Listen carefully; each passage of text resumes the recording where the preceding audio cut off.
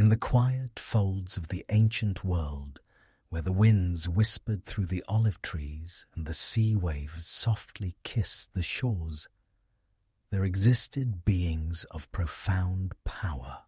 They were not the thunderous gods of Olympus, nor the fierce titans of old, but instead they were the Fates, three sisters whose presence was woven into the very fabric of life itself.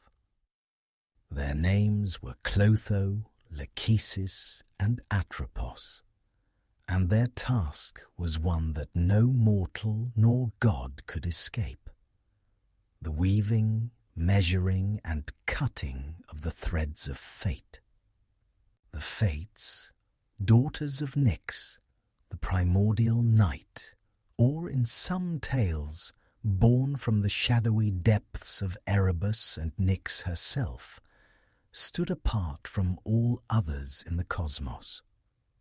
They were not swayed by the whims of gods, nor could they be bargained with. The great Zeus, lord of the skies, though mighty, bowed to their authority, for their powers were older, deeper, and far more profound than his thunderbolt. As we journey through the mythic tapestry of the Fates, we will trace their steps through the corners of time, witnessing how they shaped the lives of heroes and mortals, kings and gods alike. Their influence was not one of grand gestures, but rather of subtle and inevitable design. They whispered not in the voices of the living, but in the very strands of life itself, quiet, constant, and inescapable. As you listen, allow the rhythm of their stories to guide you, to carry you gently from one age to the next. From their origins in the timeless void to their quiet rule over the lives of all, the Fates are as present today as they were in the distant past. If you find peace in this journey, like and subscribe, and share with me where you are listening from. Now, let us begin the tale of the Fates, where destiny itself is spun and every thread is measured. In the beginning, before the first light pierced the endless expanse of chaos, there was darkness, deep and unyielding. From this primordial void, the first divine beings emerged, the very fabric of existence itself coming into being. Among these early entities was Nyx, the personification of night, and from her, as well as from Erebus, the shadowy embodiment of darkness, came the Fates. The Fates were not born like other gods, nor did they arise from the hearts of the heavens. They were the children of Nyx, the primordial goddess of night, who existed long before the mighty gods of Olympus. Some myths say that the Fates were born alone, from the depths of night itself. Others suggest that they were birthed from the union of Nyx and Erebus, blending darkness and shadow to form the threads that would weave the destiny of the cosmos. Nyx, in her own essence, was timeless, a being who had always been and would always be. Her children reflected this same eternal quality. The Fates were not creatures bound by the usual rules of birth and death. They were, in essence, eternal, existing before the gods of Olympus took form and continuing long after their reign would fade. In the darkness of the world, the Fates' role was to regulate the flow of time, to establish the order of life, death, and all that lay in between. They were the weavers of the tapestry of the universe, drawing from the threads of existence and weaving them together in a pattern known only to them. It was said that they could see all that would come to pass, from the rise of the first stars to the fall of empires and the death of heroes. Though the fates were bound to the shadows of Nyx, they were not beings of malice or darkness. Their power was not one of destruction, but rather of inevitable design. They were the architects of order, ensuring that the natural cycles of birth, life, and death continued without interruption, like an endless river flowing towards its final destination. Thus, the fates were not only ancient, but also impartial. Unlike the gods of Olympus, who had their likes and dislikes, their passions and preferences, the fates were neutral, untouched by the emotions that often swayed others. Their job was not to intervene in the lives of mortals and gods, but to watch over the threads of fate as they spun out, measuring and cutting as time passed. Though they held immeasurable power, the fates were not celebrated with the grandeur of other gods. Their power was quiet, serene, and inevitable, like the slow turning of the seasons. The gods of Olympus may have fought wars and manipulated the fates of mortals, but it was the fates who ultimately held dominion over all, for it was their hands that shaped the lives of all beings. Clotho, Lachesis, and Atropos would emerge from the darkness of Nyx, and each sister would take her place in the cosmic order. Though they were three distinct beings, together they formed an inseparable unity, working in harmony to weave the threads of existence. Their origins, however, were not the stuff of mythic drama. Their creation was as inevitable and constant as the stars in the sky or the wind in the trees.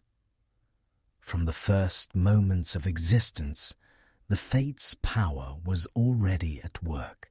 Whether it was the birth of the gods or the rise of mortals, each was shaped by the hands of the fates. They were there when the first seeds of life were planted in the earth, and they would be there when the final stars flickered out, their threads of existence severed, their role in the cosmos complete.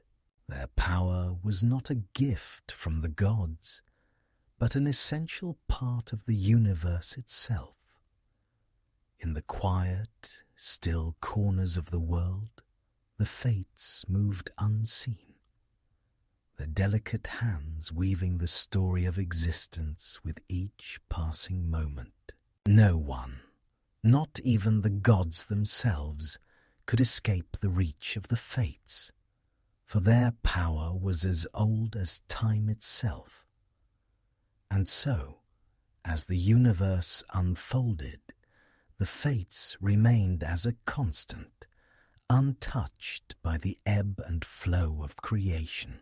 With each new age, each new hero, each new kingdom, the fates would silently spin, measure and cut, shaping the future with quiet, unrelenting precision. They did not take sides. They did not favor one over the other. They simply did what they were born to do: work with the flow of time and maintain the delicate balance of existence. In the vast tapestry of Greek mythology, the fates stand apart as figures of remarkable power and simplicity. They were not just gods, but embodiments of destiny itself, a force beyond the control of mortals and immortals alike. As the daughters of Nyx, they were born of the primordial night, and their names were as timeless as the fabric of the universe they wove. Clotho, Lachesis, and Atropos. Each sister held a unique role in the great cosmic design, yet together they formed an inseparable unity, working in harmony to control the flow of life and death. Though they were all aspects of fate, each had her own responsibility, her own sphere of influence in the great workings of the world. Clotho, the youngest of the three, was the first to spin the thread of life. Her task was to begin the journey of every being, mortal and divine, by creating the very thread of existence.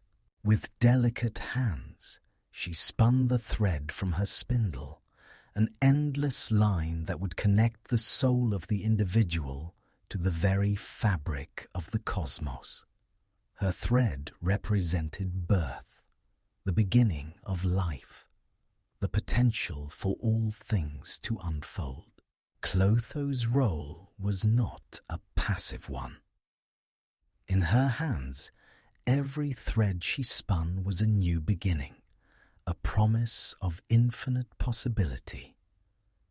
And yet, this possibility was always tempered by the knowledge that, like all things, it would one day come to an end. For even as Clotho spun the thread, she knew that it was a fragile and fleeting creation. Nothing, not even the very life she had woven, could escape the inevitability of time. Lachesis, the second sister, followed Clotho's work with her own. Where Clotho spun the thread, Lachesis measured it, determining its length and duration. Lachesis was the allotter, the one who decided how long a life would last, how far the thread would stretch before it was severed. With a steady hand, she measured the thread against the universe's great, unchanging scale, ensuring that all things followed their destined path. Lachesis's role was one of balance and justice. She did not measure the thread with favor or malice, but simply with fairness, according to the grand design of the universe. In her hands, each thread was given its measure, no more and no less. Her power was immense, for she held the capacity to decide whether a life would be long or short, prosperous or tragic. But she did not choose the quality of life, only the length of time the individual would have to live it. The third sister, Atropos, was the one who brought every life to its final end. Atropos was the cutter, the one who would sever the thread when its time had come. Her task was the most final, the most irrevocable. Once Atropos cut the thread, there was no returning to life, no second chance, no rebirth. In her hands, the finality of death was made absolute. Atropos was often portrayed as the most fearsome of the three, for she held the power to end all things. With her sharp shears, she would cut the thread with a swift, decisive motion, bringing an end to the mortal journey. But unlike the other two sisters, Atropos's role was not just an act of death. It was an act of closure, a release of the soul from the cycle of existence. Her task was necessary, for without death, life itself could not continue. Together, The three sisters formed an unbreakable bond, each performing her role in the great weave of fate. Clotho, with her spinning, gave life to all things.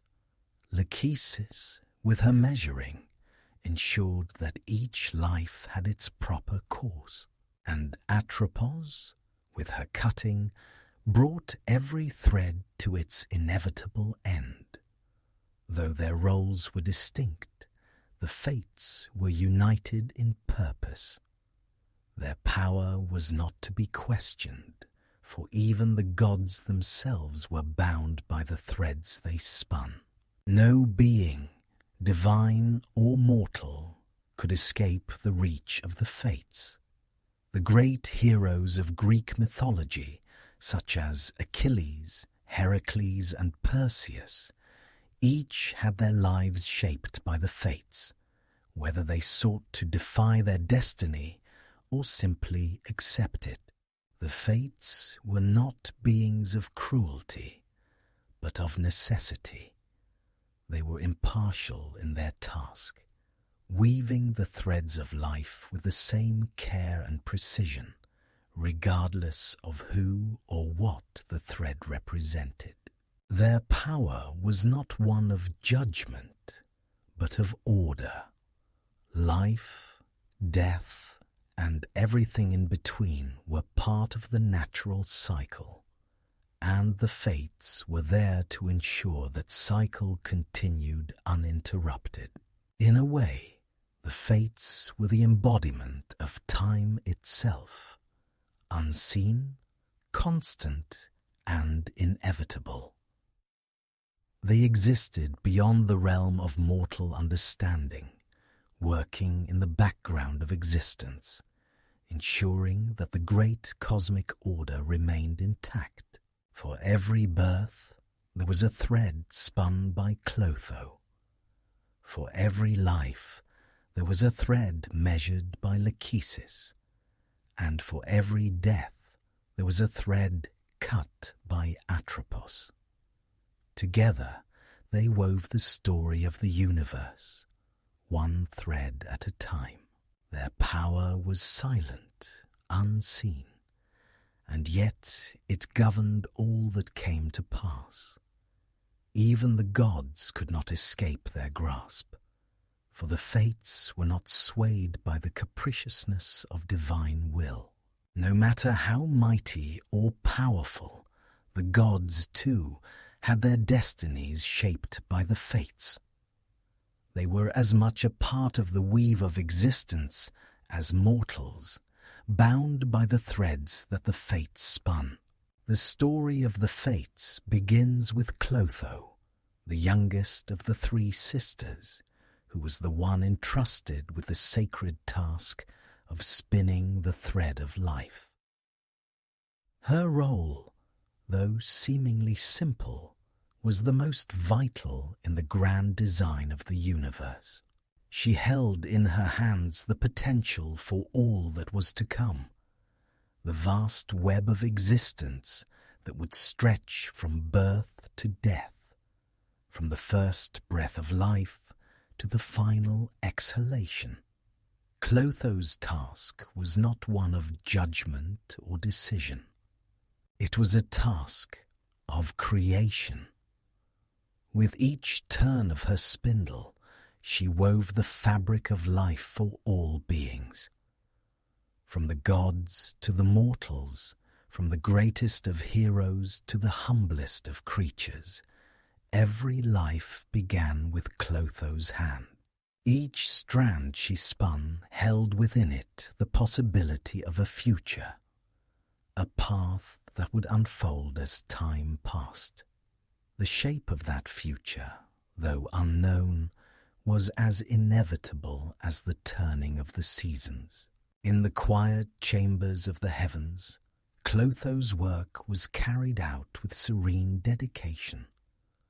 Her spindle, the tool of her divine craft, spun the threads of life endlessly. Some threads were long, while others were short, and Clotho's hands worked tirelessly, day after day, weaving the beginning of existence with infinite care. Each thread was unique, a symbol of the life it represented, yet all were part of the same cosmic weave. Though Clotho was the youngest sister, her task was the one from which all others flowed. Without her spinning the first thread, there would be no beginning to existence, no spark of life to ignite the vast expanse of the universe. The thread she created was the foundation upon which all stories, both mortal and divine, were built. In a sense, she was the origin of all things, the one who set the wheel of time into motion with every turn of her spindle. Her work, though vital, was often unseen. She did not seek praise or recognition for her labor. Her task was simply to weave, to create the thread that would begin every journey. She did not decide the path or the end, but she set the stage for everything that would follow. And though her work might have appeared quiet, even passive, it was the most crucial aspect of fate. For without her, there would be no life to measure or to cut. Clotho's thread was the starting point for all creation. It was the spark of life, the moment when potential was realized and a new being came into existence.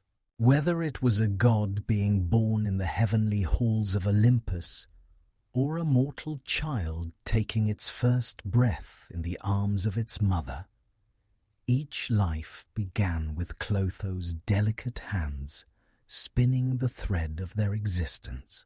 Unlike her sisters who measured and cut, Clotho was the giver of all. She did not judge whether a life was worthy or unworthy. She simply spun the thread and set the course for what would come. The course of each individual's life was not hers to control. She only gave them the means to live it. It was up to the other two sisters, Lachesis and Atropos, to measure the length and to sever the thread at its appointed time. But Clotho, with her tireless spinning, was the true origin of everything. The act of spinning was symbolic in many ways. In the ancient world, weaving was not just a domestic craft, but a powerful symbol of creation itself. To spin was to create, to bring something into being that did not exist before. It was an act of divine artistry, one that shaped the very nature of existence. As Clotho spun her thread, she was not merely creating a physical object, but setting in motion the infinite possibilities of the universe. The work of Clotho was not bound by time, for time itself had no beginning before her spinning. She was the architect of time's flow, the one who defined the moments and the ages that would come. Her hands spun the thread of life as the world turned unceasingly through all of its stages. In the myths, she was often depicted as a gentle figure, her appearance calm and serene, her face absorbed in the work she had been given. Though the gods and mortals could not see it, Clotho's work was all around them. She spun the threads of fate for every living thing, even as they went about their lives, unaware of the invisible hand guiding their paths. The thread she spun determined not just the lives of individuals, but the entire course of history. Each great event, every triumph and tragedy, was set in motion by the initial act of spinning, the creation of the thread that defined all things. In a way, Clotho represented the beginning of all things, the moment of birth, the spark of potential, the seed of life that would grow and evolve over time. Her work was the foundation of everything. Every soul, every god, every mortal, and in her hands the universe itself was born. As the sister who gave the initial push, Clotho was the quiet force behind the universe's unfolding story. Yet, even with her great responsibility, Clotho never wavered. Her task was simple in its essence, but vast in its scope. Every thread spun by her hands was a new beginning, a new life, and every moment that passed brought forth new threads that would grow into something unique. She did not rush. Her work was deliberate, measured, and eternal. Through her, the world was born anew each moment. Each life that began had the potential to become something beautiful, something tragic, something heroic. But all of it started with Clotho, the spinner of life, who wove the threads of existence with the patience and grace of the cosmos itself. Once Clotho has spun the thread of life, it is handed to Lachesis, the second sister, who takes up the delicate task of measuring the thread's length. Lachesis, the middle sister, does not create the beginning of life, but she is responsible for determining the course that life will follow, deciding its duration. Her role is both vital and delicate, for she holds in her hands the fate of every mortal and god alike, their time upon this earth, the length of their struggles, joys, and destinies. Where Clotho's task is to start, Lachesis's is to measure. She takes the thread spun by Clotho and, with a careful and unflinching hand, measures it against the universal design.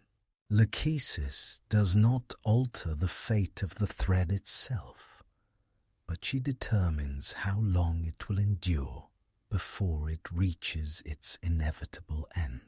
In a way, Lachesis controls the rhythm of life, for her work dictates how long any being will live, from the gods who rule Olympus to the most humble of mortals. The thread she measures is not a simple line. It is a complex, winding path full of potential, possibility, and challenges. Lachesis is not a being of malice, nor is she one to impose harsh judgments. She simply measures, allowing life to unfold as it will, with all of its uncertainties and possibilities. Each measured length tells the story of a soul's journey, a span of time that will shape the mortal experience. Her power, though seemingly quiet, is profound. No being, divine or mortal, can escape the bounds of Lachesis's measure. The gods themselves, for all their might, are subject to the threads she measures. She decides, without bias, the length of their days, and no appeal or plea can change what she has allotted. Yet Lachesis's role is not one of cruelty, but of necessity. The length of the thread is not a reflection of worth, but a fundamental part of the balance of existence. For life to have meaning, it must have an end. It is often said that Lachesis works with perfect fairness. her scale unbiased and even. She does not favor one over another, for each thread is measured with the same impartiality. Whether the thread she measures belongs to a mighty god, a hero, or a humble villager, the length is determined by the course of the universe. There are no shortcuts, no exceptions. Each thread has its place and time. The nature of Lachesis's work is woven into the understanding of fate itself. We see it in the inevitability of the passing years, the gentle unfolding of time as moments accumulate into the history of all life. She stands as a quiet guardian of the passage of time, her work marking the progression of life from one moment to the next. It is through her measuring that the world continues to turn, for without time there would be no change, no growth, and no ending. In the myths, Lachesis is often depicted as a quiet figure, absorbed in her task. She does not speak of the thread's end, for her role is simply to measure. She is not concerned with the quality or the content of the life. She only determines how long it shall last. It is a silent, solemn task, one that requires great patience and care, for she must keep track of all the threads that pass through her hands, each representing a life in its entirety. While Clotho's task is the beginning, and Atropos's is the end, Lachesis's work is a bridge between the two. She is the force that allows time to flow, giving each thread its span and thus making life possible. Without her, there would be no rhythm to existence, no order in the passage of time.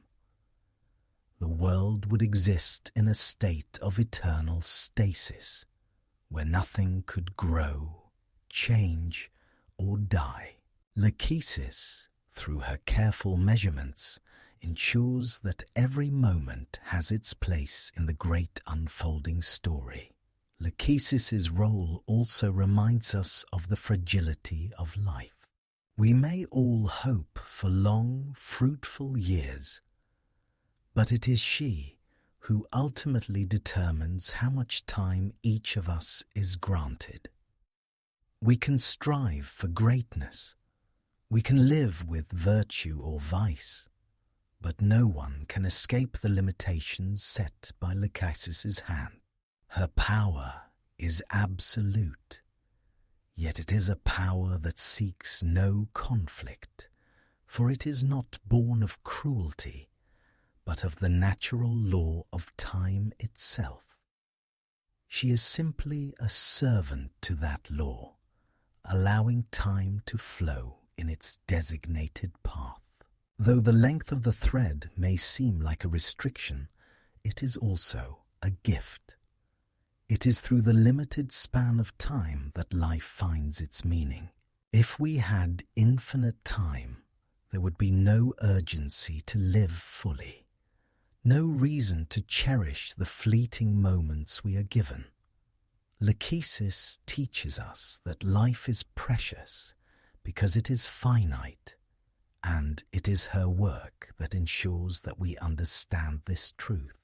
Her task also illustrates the deep connection between the individual and the cosmos.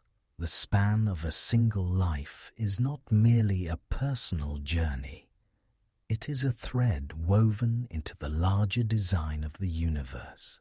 The moment of birth, the unfolding of experiences, and the eventual end are all part of the intricate weave of existence, and Lachesis is the one who helps to guide that path.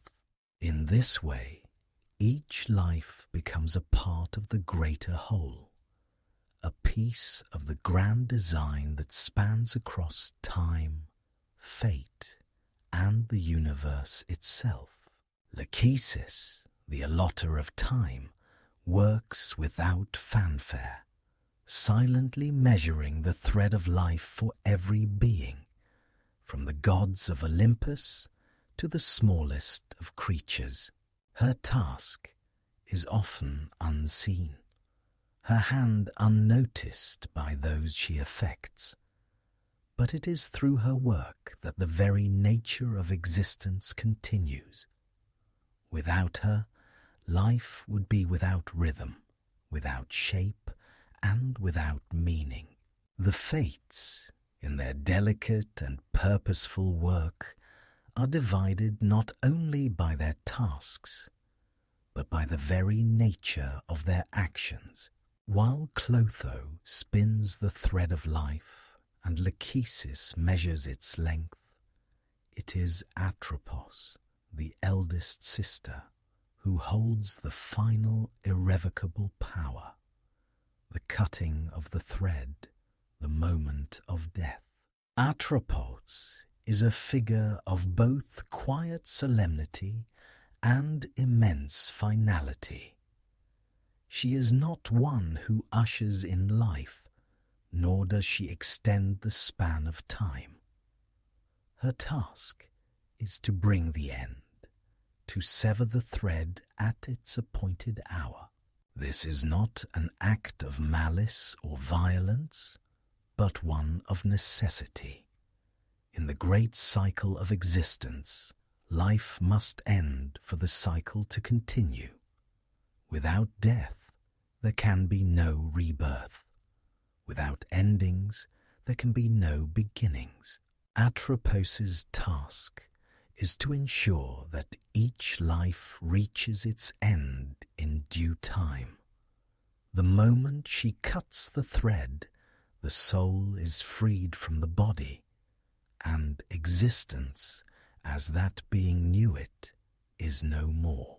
This finality is not something to be feared, for Atropos does not act out of cruelty, but of cosmic balance.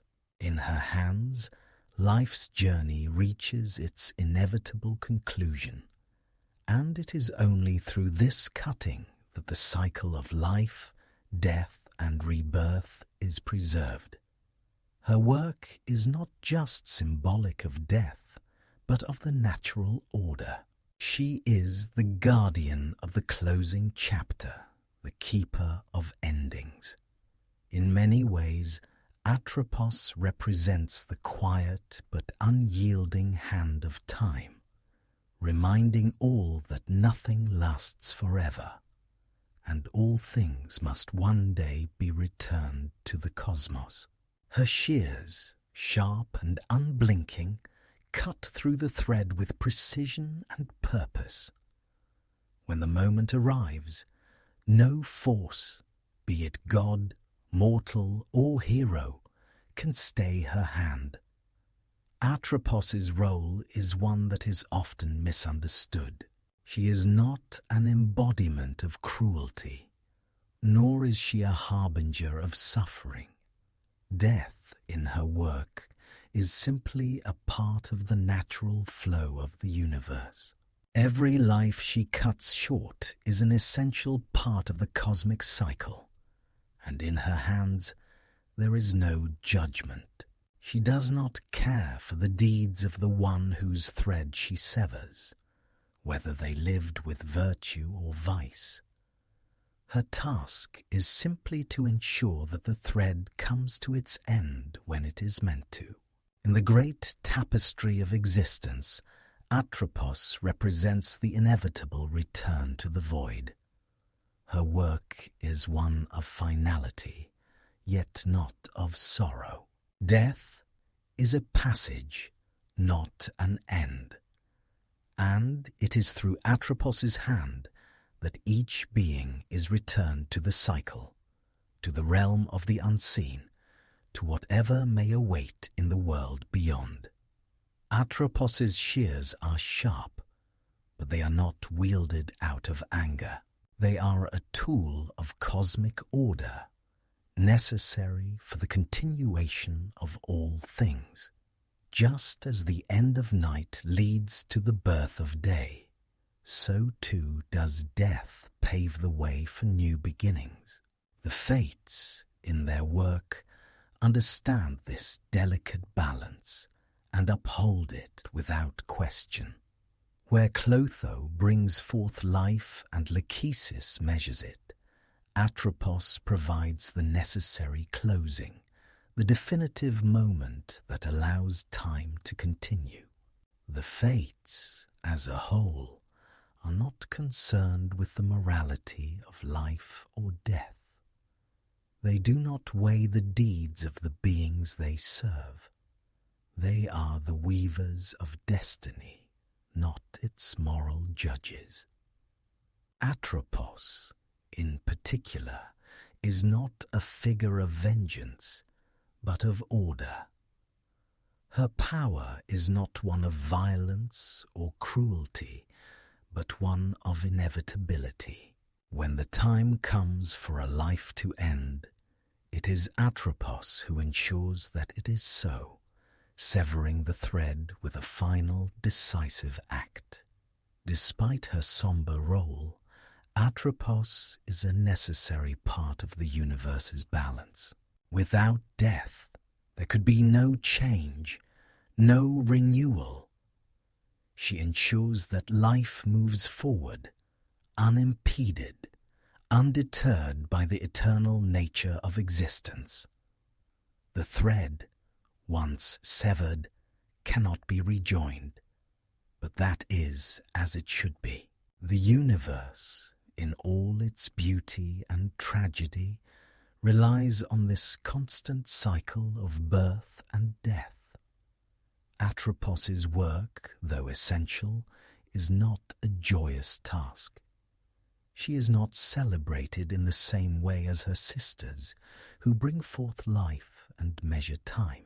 Yet she is as vital as they are, for without her, the balance of existence would be disturbed.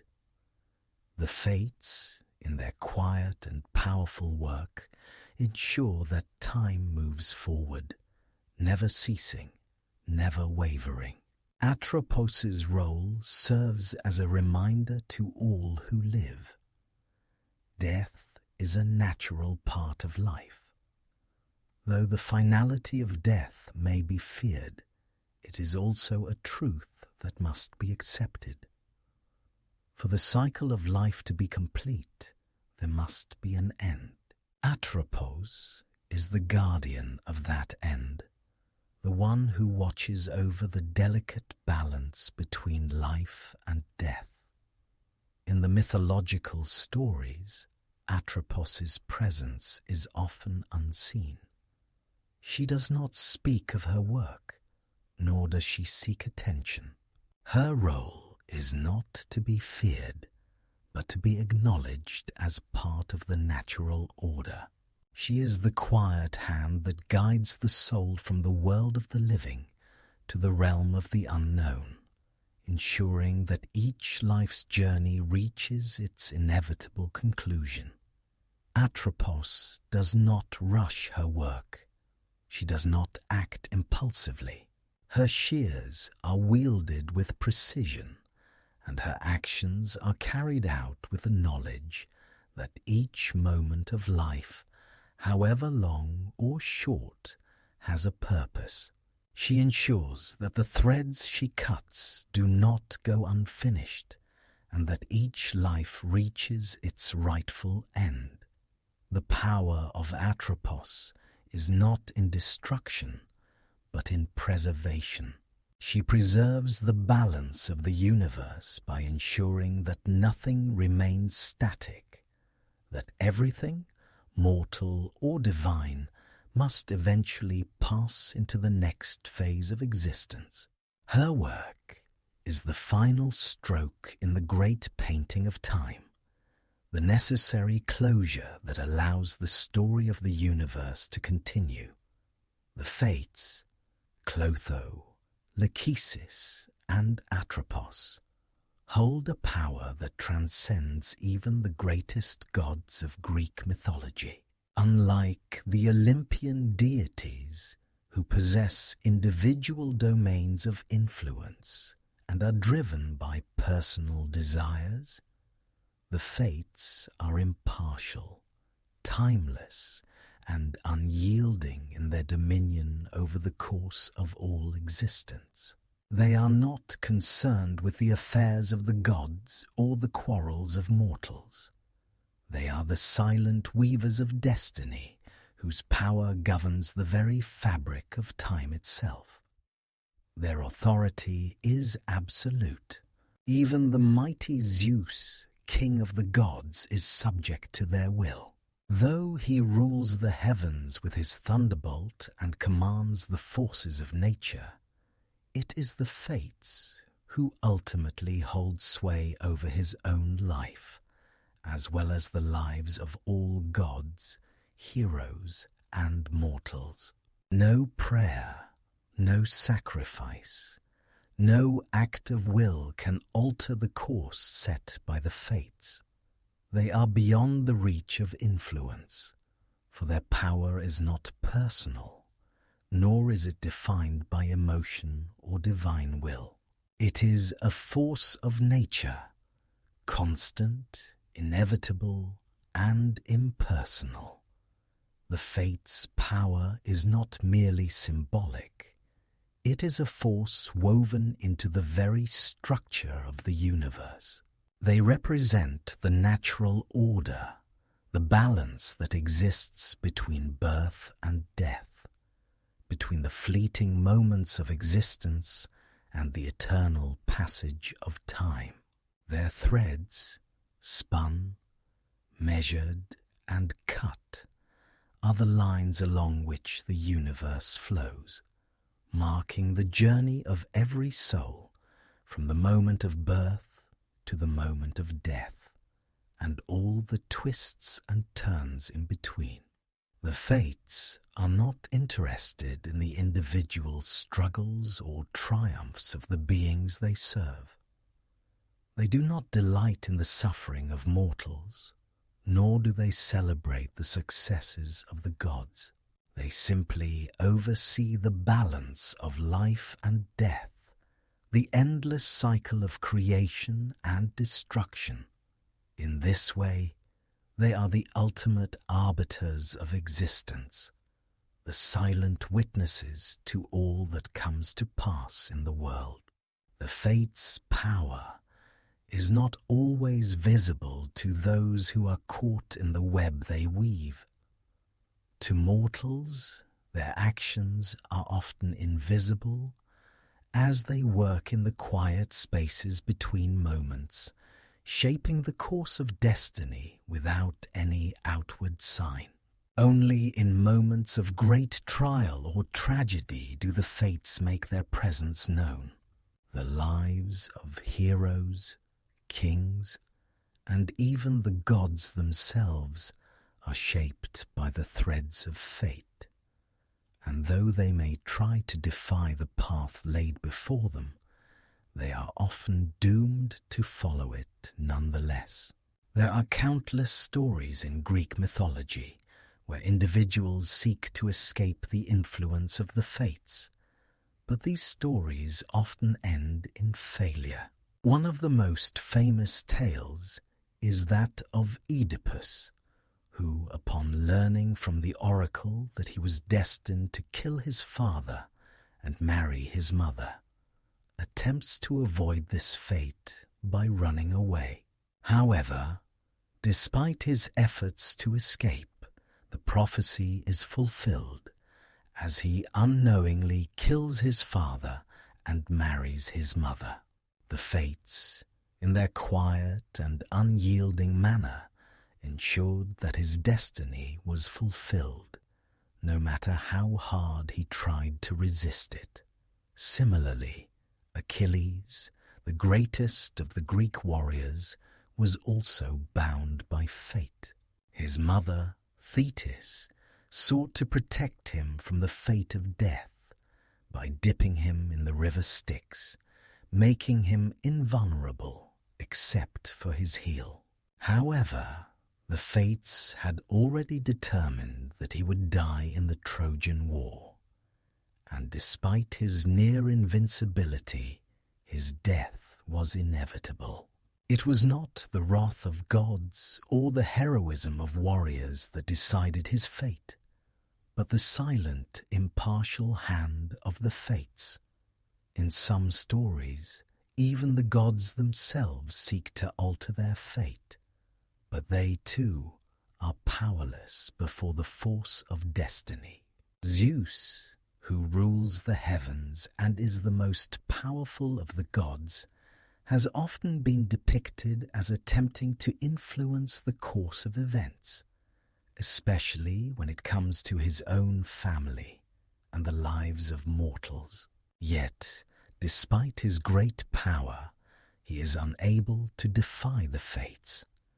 In many ways, this is what makes the fates so unique in Greek mythology. While the gods may possess incredible strength, knowledge and authority, it is the fates who hold the final say. The fates' power also extends to the very nature of time itself. They are not bound by the limitations that mortals face. Time does not flow for them in the same way it does for the living.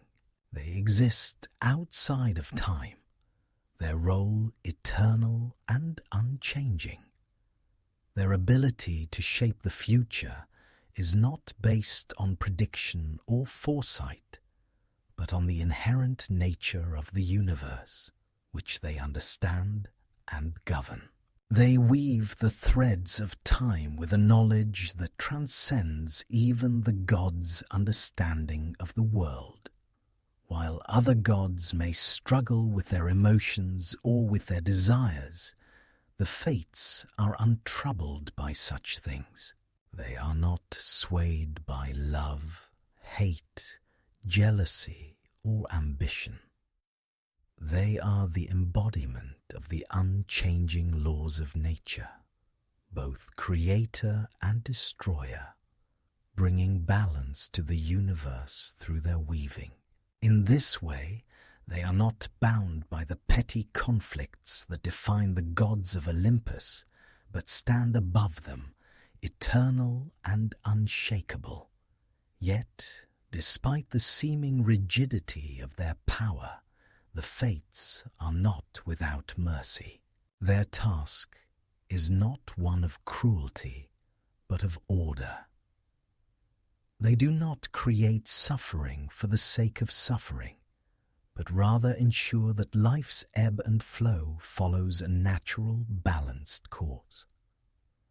Their work may seem harsh at times, but it is also necessary. Without death, there would be no life. Without endings, there could be no new beginnings.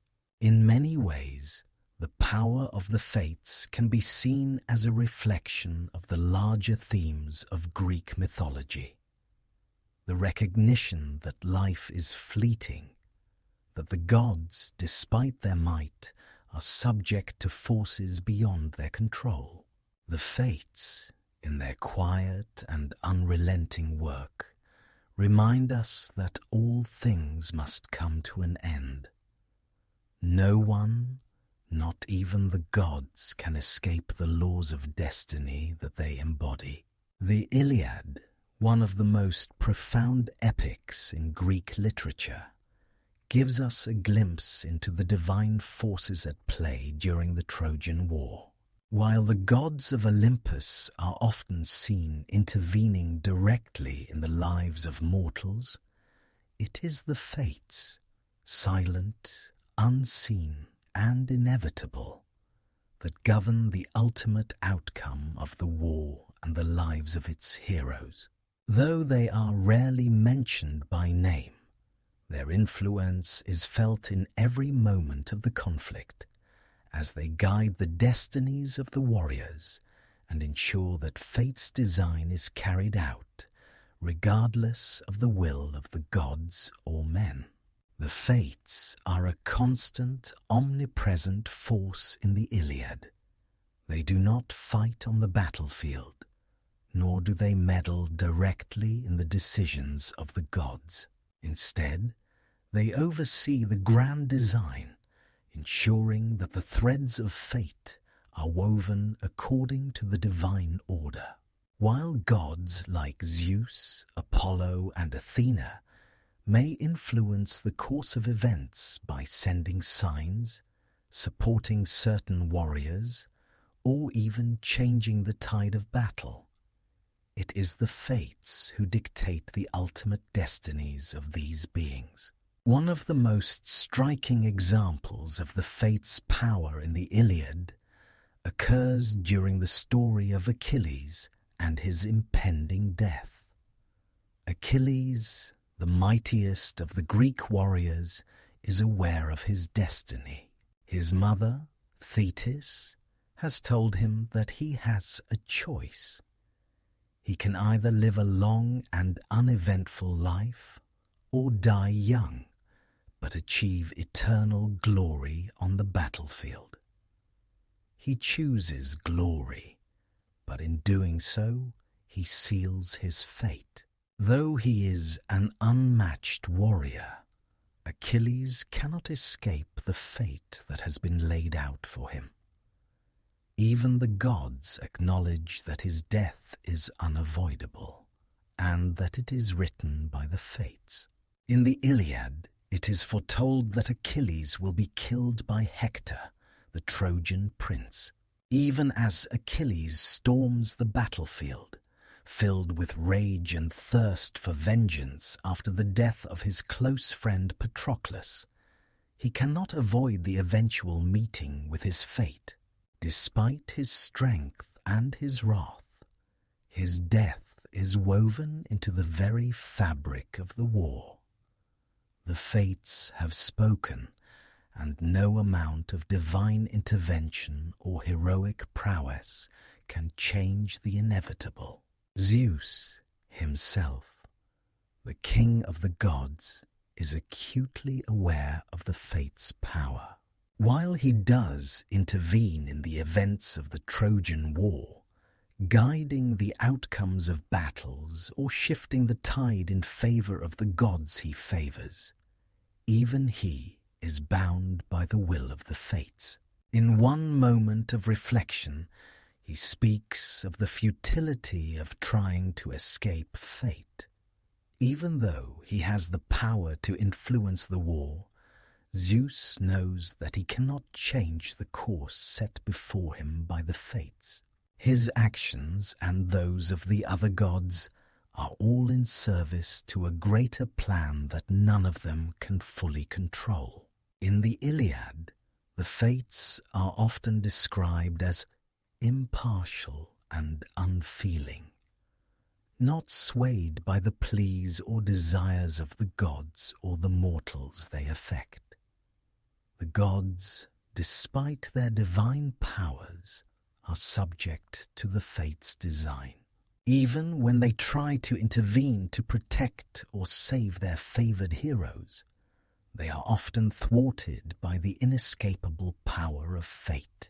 The most dramatic example of this occurs when Hera, Athena, and Poseidon attempt to protect the Greeks by altering the outcome of the war. Despite their best efforts, they are forced to acknowledge that they cannot change the eventual result, as it is already written in the threads of fate. The Fates are also present in the way the gods react to the death of heroes. In the case of Achilles, even the gods mourn his death, for they know that it is part of the larger design, but it is still a tragedy. This is especially poignant when we consider the tragic fate of Hector, the Trojan prince, who, like Achilles, is bound by the same forces. Although Hector fights valiantly to defend his city, he, too, is fated to die on the battlefield. His death, as tragic as it is, becomes a part of the larger tapestry of the war, an essential moment that leads to the eventual fall of Troy. The Fates' influence is not only felt in the lives of the warriors, but also in the broader movements of history. The war itself is driven by the will of the Fates, who ensure that events unfold as they must. Whether it is the death of a hero, the destruction of a city, or the rise of new leaders, the Fates govern the destiny of all involved. In this way, the Iliad is a reminder of the insignificance of the individual in the face of Fate's unrelenting march. Even the mightiest warriors and the most powerful gods are ultimately subject to the Fates' design. Yet, while the Fates are unyielding and absolute, their power is not an expression of cruelty or capriciousness. In the world of the Iliad, the Fates represent the natural order, the balance between life and death, glory and tragedy.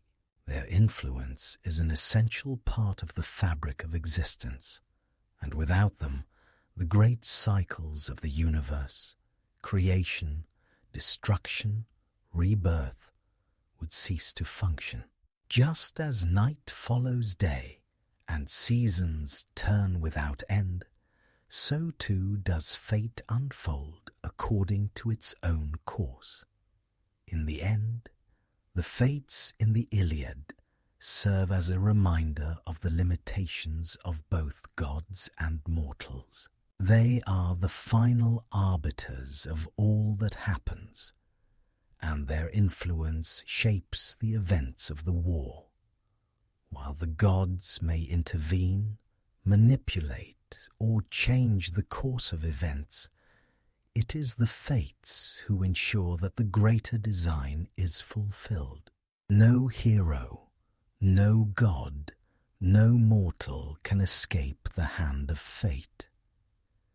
It is inevitable, inescapable, and ultimately what shapes the world in the most profound way.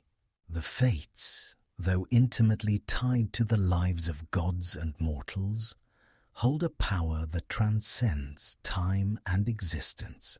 Their influence stretches back to the very origins of the cosmos, for their threads were spun long before the gods of Olympus took their place in the heavens. The Fates are not merely the arbiters of individual destinies. They are the architects of the very fabric of reality itself. In the beginning, there was only chaos, an empty primordial void. From this void emerged the first gods and forces that would shape the universe. Gaia, the earth, arose from the depths, followed by Uranus, the sky, and then Eros, the god of love and creation. The elements began to take form, and from them the first divine beings emerged. But it was not until the birth of Nyx, the goddess of night, and Erebus, the god of darkness, that the Fates would come into being. It is said that the Fates were born from the union of Nyx and Erebus, two primordial beings who existed in the depths of the universe before anything else. Their union gave rise to beings of immense power: Clotho, Lachesis, and Atropos, who would become the silent weavers of the universe's tapestry. From the moment of their creation, the Fates were imbued with the authority to oversee the flow of time, life, and death, and to ensure that the natural cycles of the universe remained in balance. While other gods and beings shaped the physical world, creating mountains, rivers, and the stars, the Fates shaped the unseen, the intangible, the very structure of existence itself. They spun, measured, and cut the threads of fate that held together not just the lives of gods and mortals, but the entire universe. Everything that existed, every element, every life, every cosmic event was subject to their will. The Fates did not create the physical elements of the universe, but they created the underlying structure that governs the flow of existence. In a way, the Fates are the silent weavers who ensure the universe remains in harmony. Without them, creation itself would be chaotic and without direction. They are the force that binds the universe together, bringing order to the apparent randomness of existence. The spinning of Clotho's thread represents the birth of the universe, the beginning of time itself.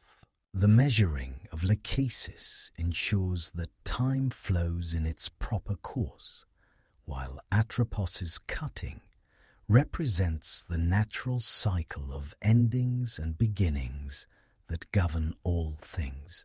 The creation of the universe, from the ancient Greeks' perspective, was a process guided by divine forces, with the Fates acting as its ultimate overseers. They were not merely present at the birth of individual beings, but were integral to the creation of time and space itself. Just as Clotho spins the thread of life for each individual, so too does she spin the thread of time for the cosmos. Lachesis measures not just the length of lives, but the duration of cosmic events, from the birth of stars to the death of galaxies. And Atropos, while known for severing individual lives, also marks the inevitable end of all things, whether it is the death of a mortal or the decay of a universe. The Fates' role in the creation of the universe underscores their timeless cosmic power. They were there before the gods of Olympus, before the rise of heroes, and before the first mortals walked the earth. Their work is not just about the lives of individuals, but the entire cycle of existence. Every moment, every breath, every event in the cosmos is part of the grand design that the Fates oversee. In this way, they are the ultimate creators, shaping the destiny of the universe with every thread they weave. Their influence is not confined to any particular moment or age. The Fates are eternal, existing beyond the boundaries of time. They are present at the creation of the world, at the birth of the gods, at the rise of civilizations, and at the death of the universe itself. They shape the past, the present, and the future, and their threads are woven through every aspect of existence. While other gods may rule over particular domains, such as the sea, the sky, or the underworld, the Fates are the ones who control the underlying structure of the universe. They are the silent, unseen hands that guide the flow of time, ensuring that the natural order is upheld. In the grand mythological narrative, the Fates' connection to creation is not just symbolic, but deeply significant. They represent the forces that govern the natural cycles of life, death, and rebirth, They are present at the beginning of the world and at the end, shaping the entire cosmic cycle. Just as they spin the threads of individual lives, they also weave the larger thread of existence, binding all things together in a tapestry that stretches across time. The creation of the universe is thus not a one-time event, but an ongoing process, continuously shaped by the fates. Each life that begins, each moment that passes, and each event that unfolds is a part of the grand design that they oversee. Their work is eternal, and their power is beyond measure. In their hands lies the fate of the entire cosmos, from the smallest creature to the greatest god. The fates are the true architects of existence. Their influence shapes the world in ways that cannot be fully understood or grasped, for they are beyond the comprehension of even the gods. They govern the forces that shape time itself, ensuring that the universe remains in balance and that every being plays its part in the great cosmic dance. The threads they spin are not just the lives of mortals, but the very essence of existence, binding together the fabric of reality itself. The fates, though powerful and impartial, are not detached from the lives of the gods. Even the mighty deities of Olympus, who hold dominion over the heavens, earth, and sea, are subject to the threads that the fates spin. Their lives, like those of mortals, are measured, and their ultimate destinies are sealed by the silent hands of the three sisters. While gods may possess strength, wisdom, and authority, they are not exempt from the ultimate truth. They too are bound by fate. In Greek mythology, the gods often appear to wield great power, altering the course of mortal lives, influencing battles, and shaping the destinies of entire civilizations.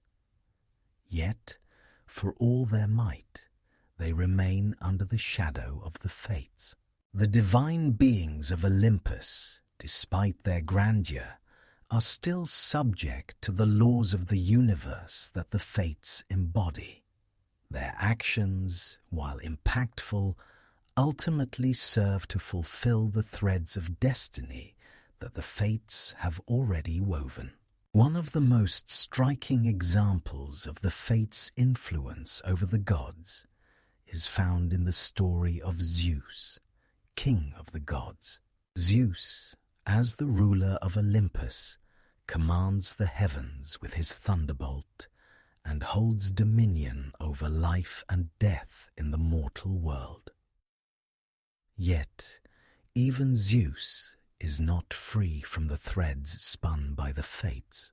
In one myth, it is foretold that Themis, the goddess of divine law, warns Zeus that the child born from his union with Thetis, a sea goddess, will be mightier than its father. Concerned by the prophecy, Zeus attempts to prevent the birth of this child, Achilles, by sending Thetis to marry a mortal. However, despite Zeus's efforts to change the course of events, the fates have already decreed that Achilles will be born and rise to greatness. This serves as a reminder that no god, not even the mighty Zeus, can escape the will of the fates. Similarly, Apollo, the god of prophecy and knowledge, is often depicted as one who knows the future, yet even he is unable to alter the destiny laid out for him. In one famous tale, Apollo is told that his son, Asclepius, will bring the dead back to life.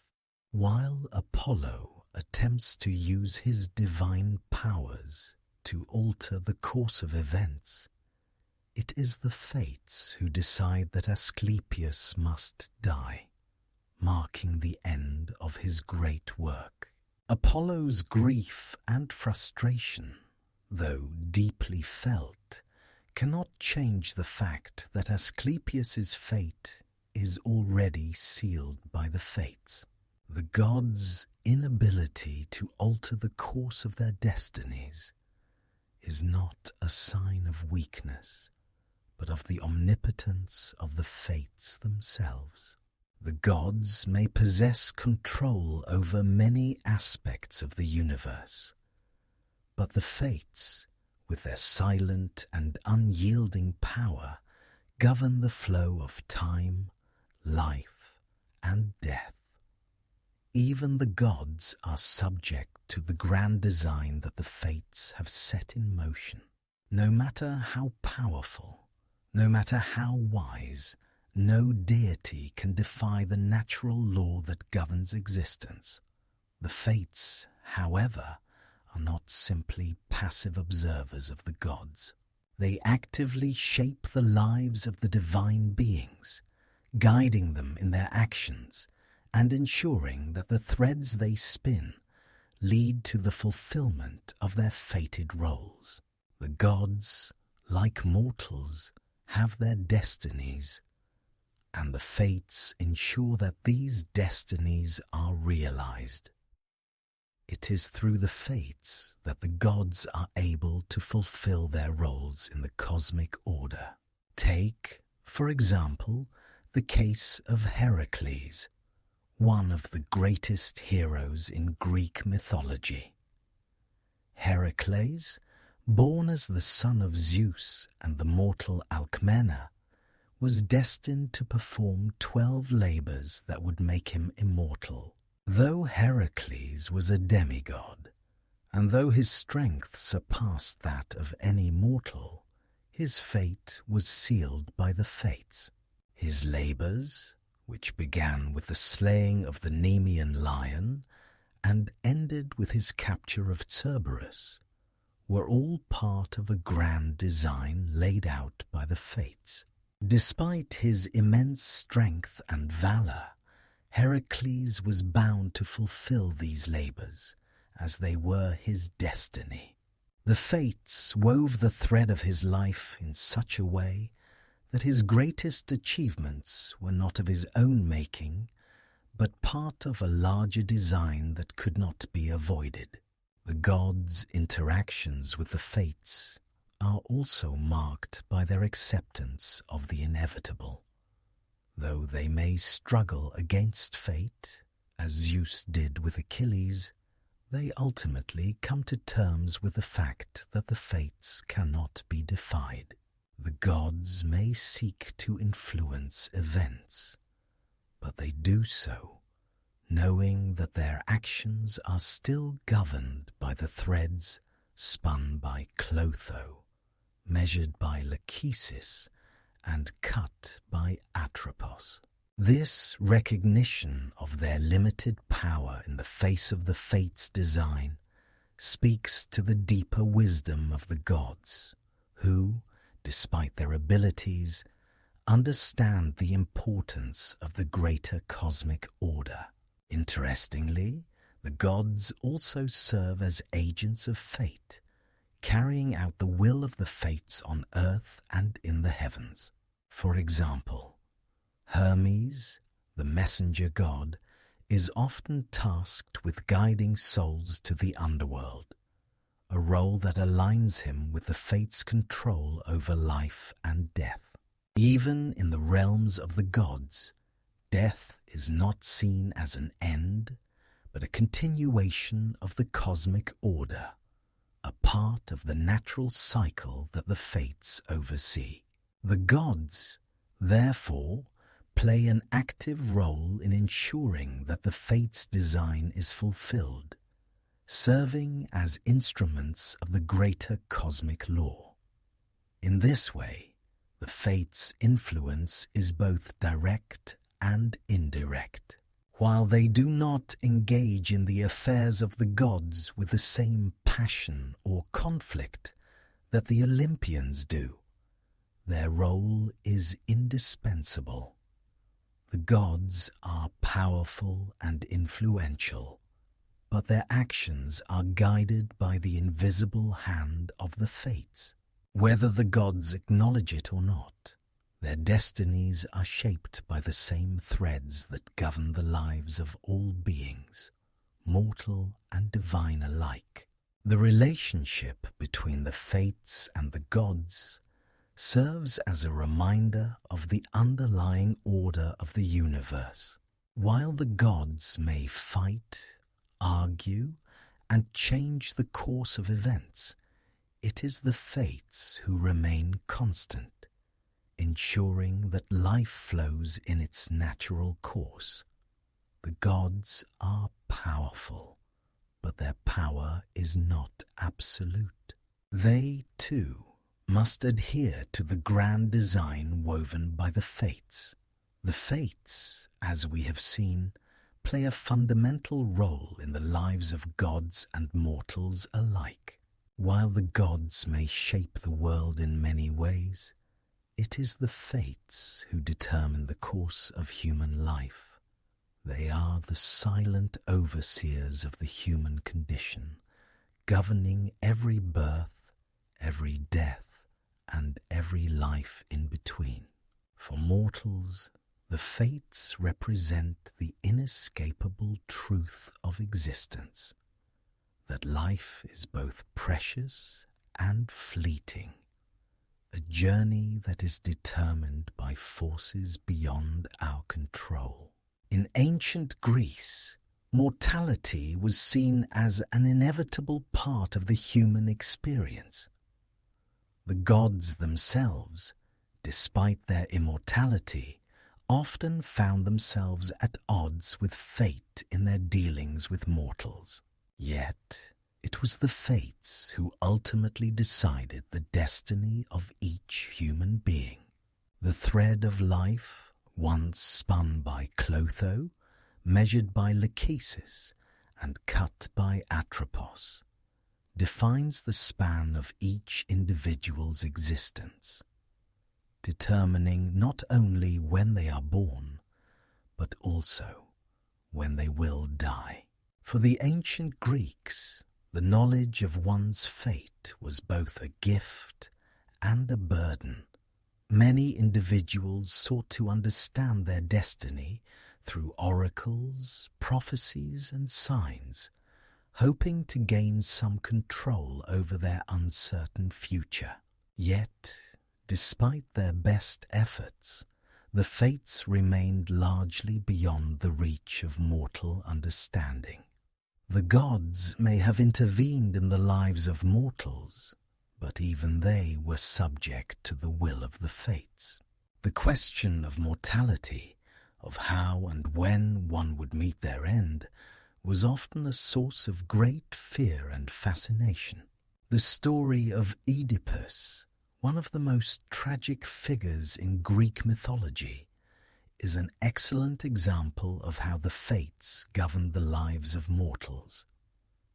Oedipus, the king of Thebes, is warned by the oracle that he will kill his father and marry his mother.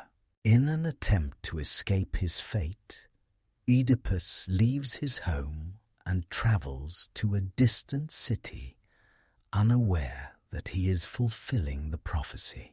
Despite his efforts to evade his destiny, the fates have already woven his thread, and he ultimately finds himself in a tragic confrontation with his own fate. His life is a testament to the inevitability of the fates' design, and how mortals, for all their agency, cannot escape the threads that have been spun for them. In Greek mythology, the tragic fate of a hero or mortal is often a reflection of the fates' impartiality. The fates do not favor the virtuous or the wicked. They merely measure, spin, and cut the threads of life according to a divine order. It is said that the fates themselves do not possess the emotions or desires that influence the gods. They are not driven by passion, vengeance, or affection.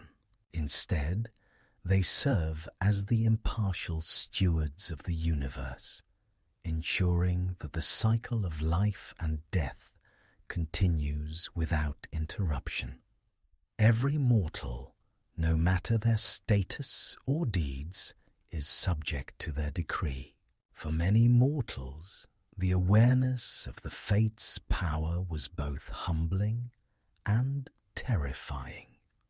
The Greeks believed that each person's life was already written by the fates, and their role was simply to live within the bounds of that destiny.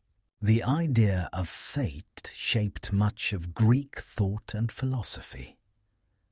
It was accepted that fate was unchangeable and that no mortal could escape it, no matter how great or small their efforts to do so. The gods, too, were not immune to this truth.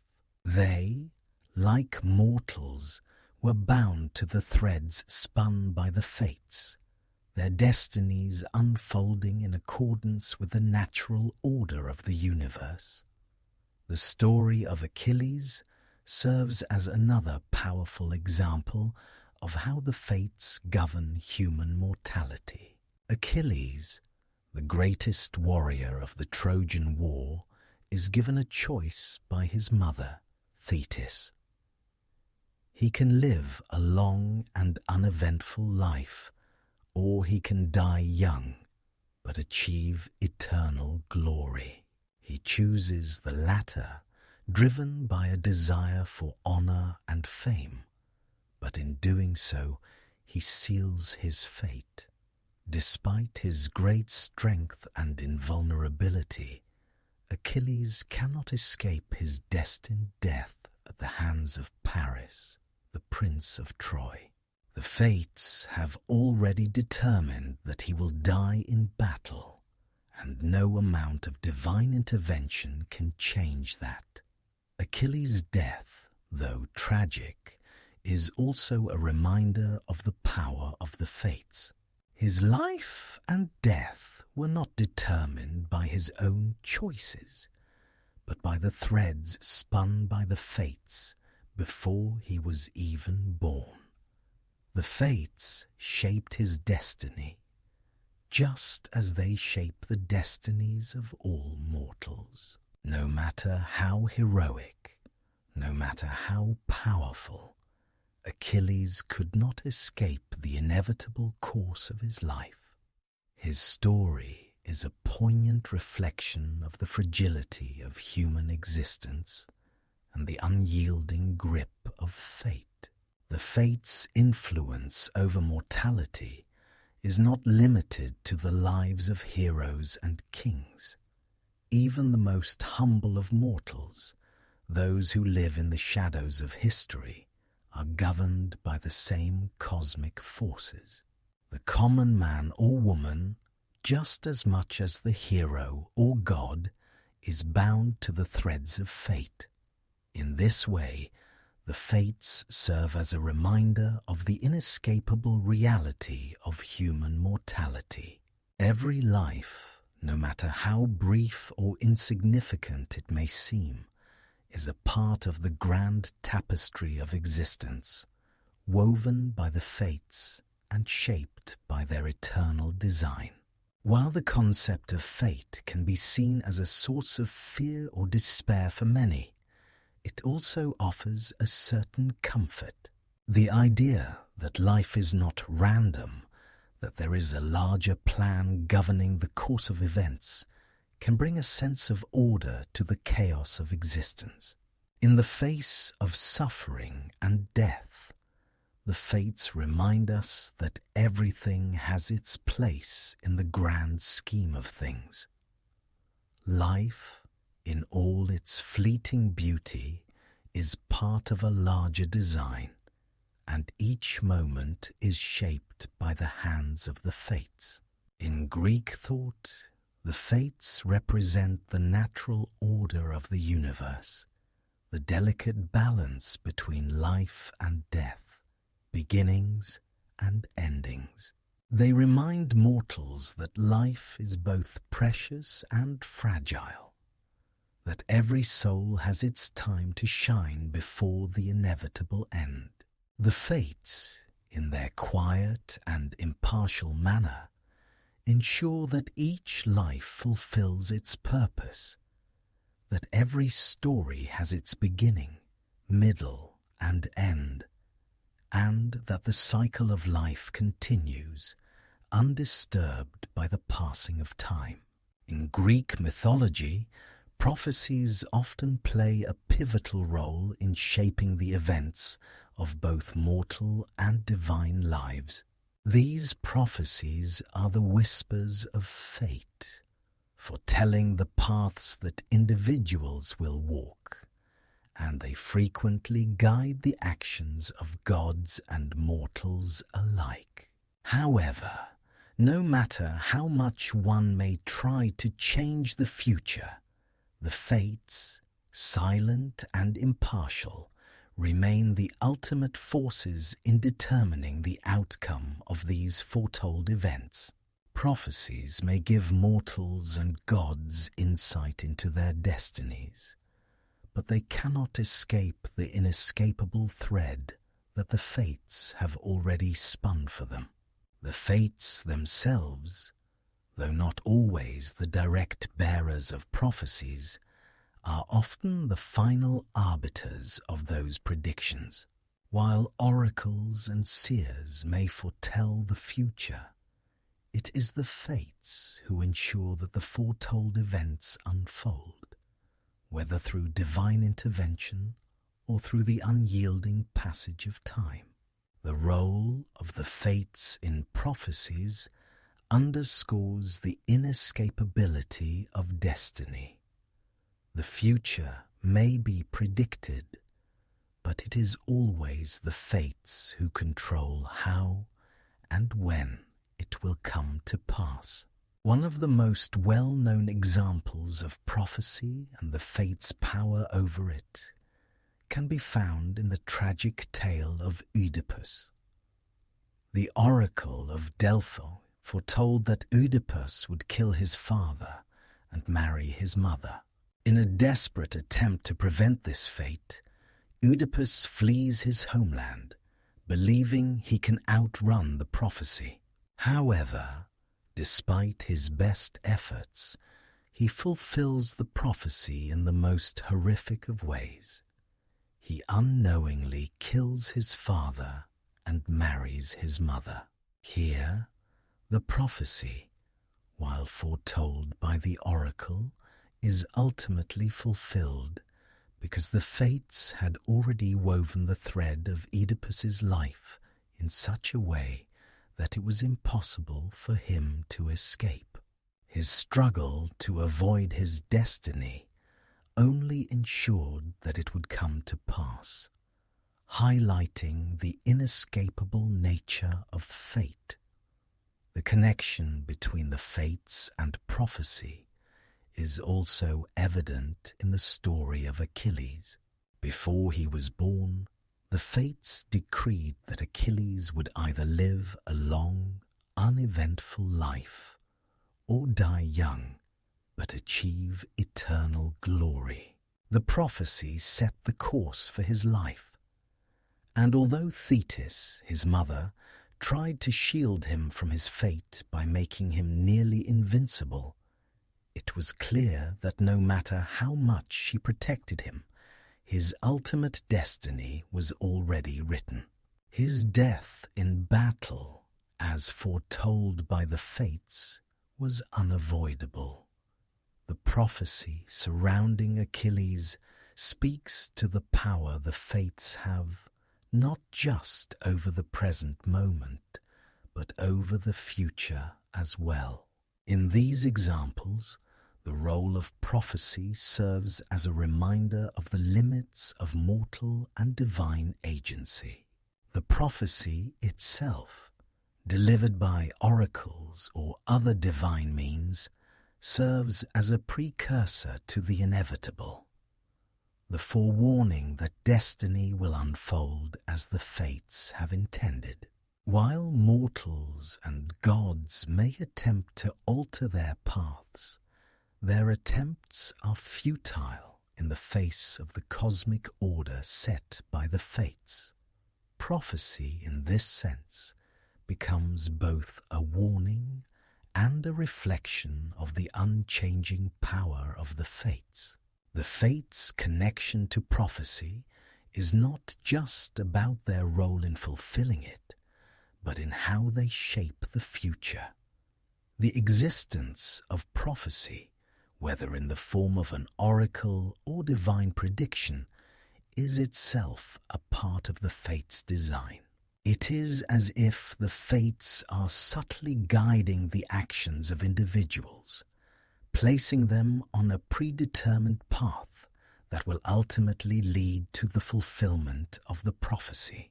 In many ways, the knowledge of a prophecy simply accelerates the process, forcing the individual to face the inevitable truth of their fate.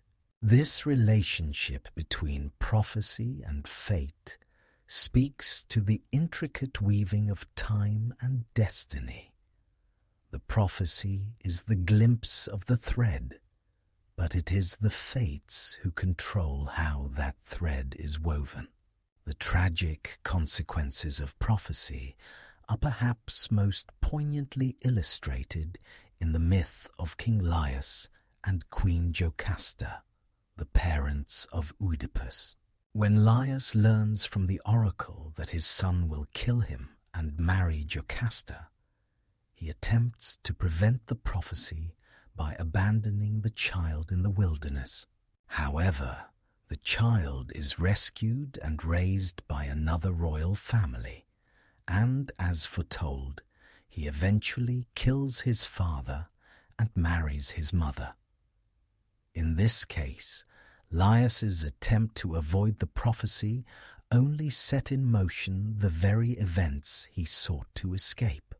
The prophecy was a reflection of the fates' unyielding power. The more Laius tried to defy it, the more he ensured its fulfillment.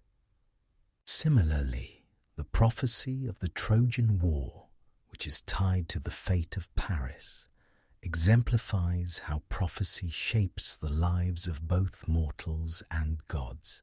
Paris is foretold to be the cause of Troy's destruction, and though his life is marked by attempts to change or avoid this fate, most notably through his choice of Helen, the war that will lead to Troy's fall is inevitable.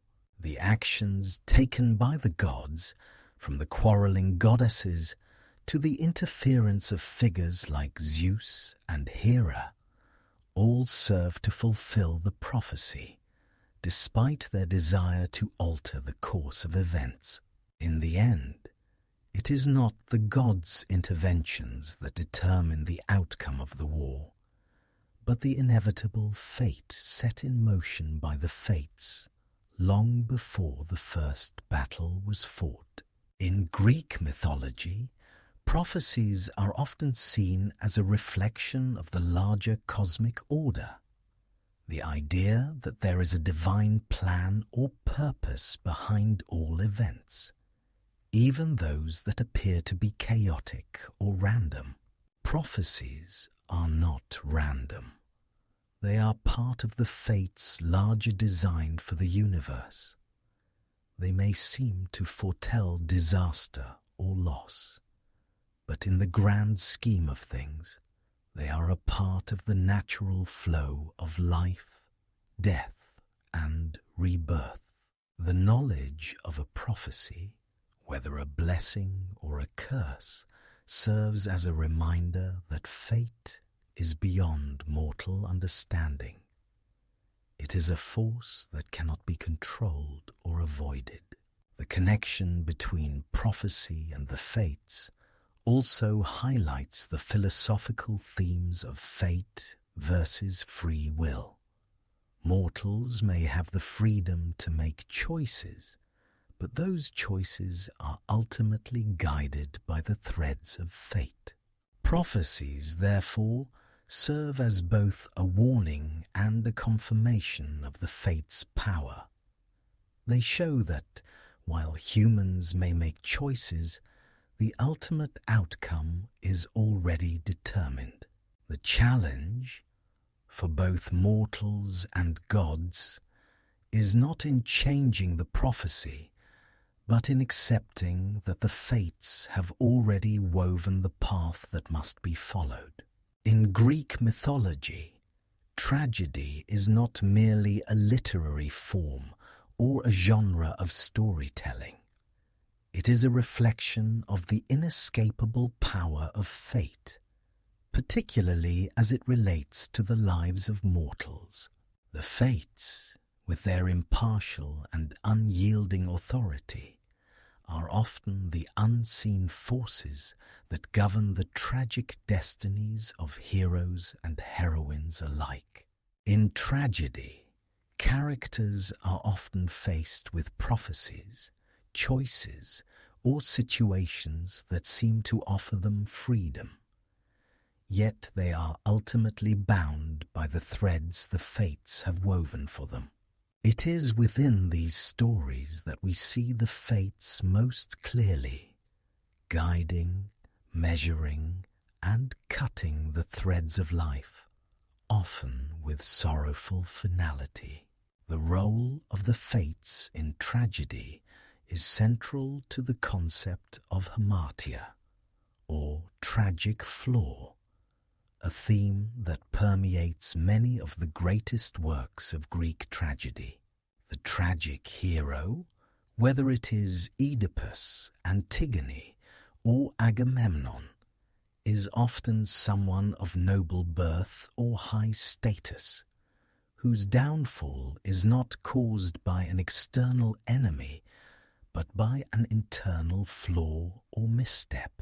However, this flaw is rarely the sole cause of their downfall. Often the hero's fate is intertwined with the fate's design, making it impossible for them to escape their tragic end. Take, for example, the story of Oedipus, one of the most famous tragic heroes in Greek mythology. Born to King Laius and Queen Jocasta, Oedipus is given a prophecy from the oracle of Delphi, which foretells that he will kill his father and marry his mother. In an attempt to avoid this fate, Oedipus leaves his home, believing he can outsmart the prophecy. However, no matter how hard he tries to defy it, the fates have already woven the thread of his life. His journey leads him back to the city of Thebes, where he unknowingly fulfills the prophecy by killing his father and marrying his mother. The tragedy of Oedipus lies not just in his actions, but in his ignorance of the fate's influence. He believes that by making choices, by acting against the prophecy, he can change his destiny. But in truth, every decision he makes only brings him closer to fulfilling the fate's design. The fates do not force him to make these choices.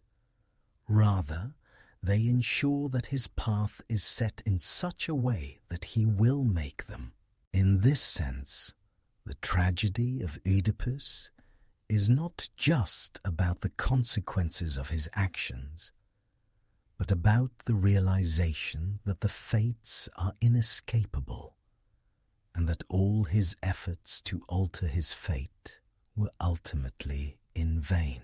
Similarly, Antigone, the heroine of Sophocles' tragedy, is faced with a moral and familial dilemma that seems to offer her a choice. She defies the orders of her uncle, Creon, to bury her brother Polynices, who was declared a traitor by Creon. Antigone chooses to honor the laws of the gods over the laws of men, believing that it is her duty to ensure that her brother's soul finds peace.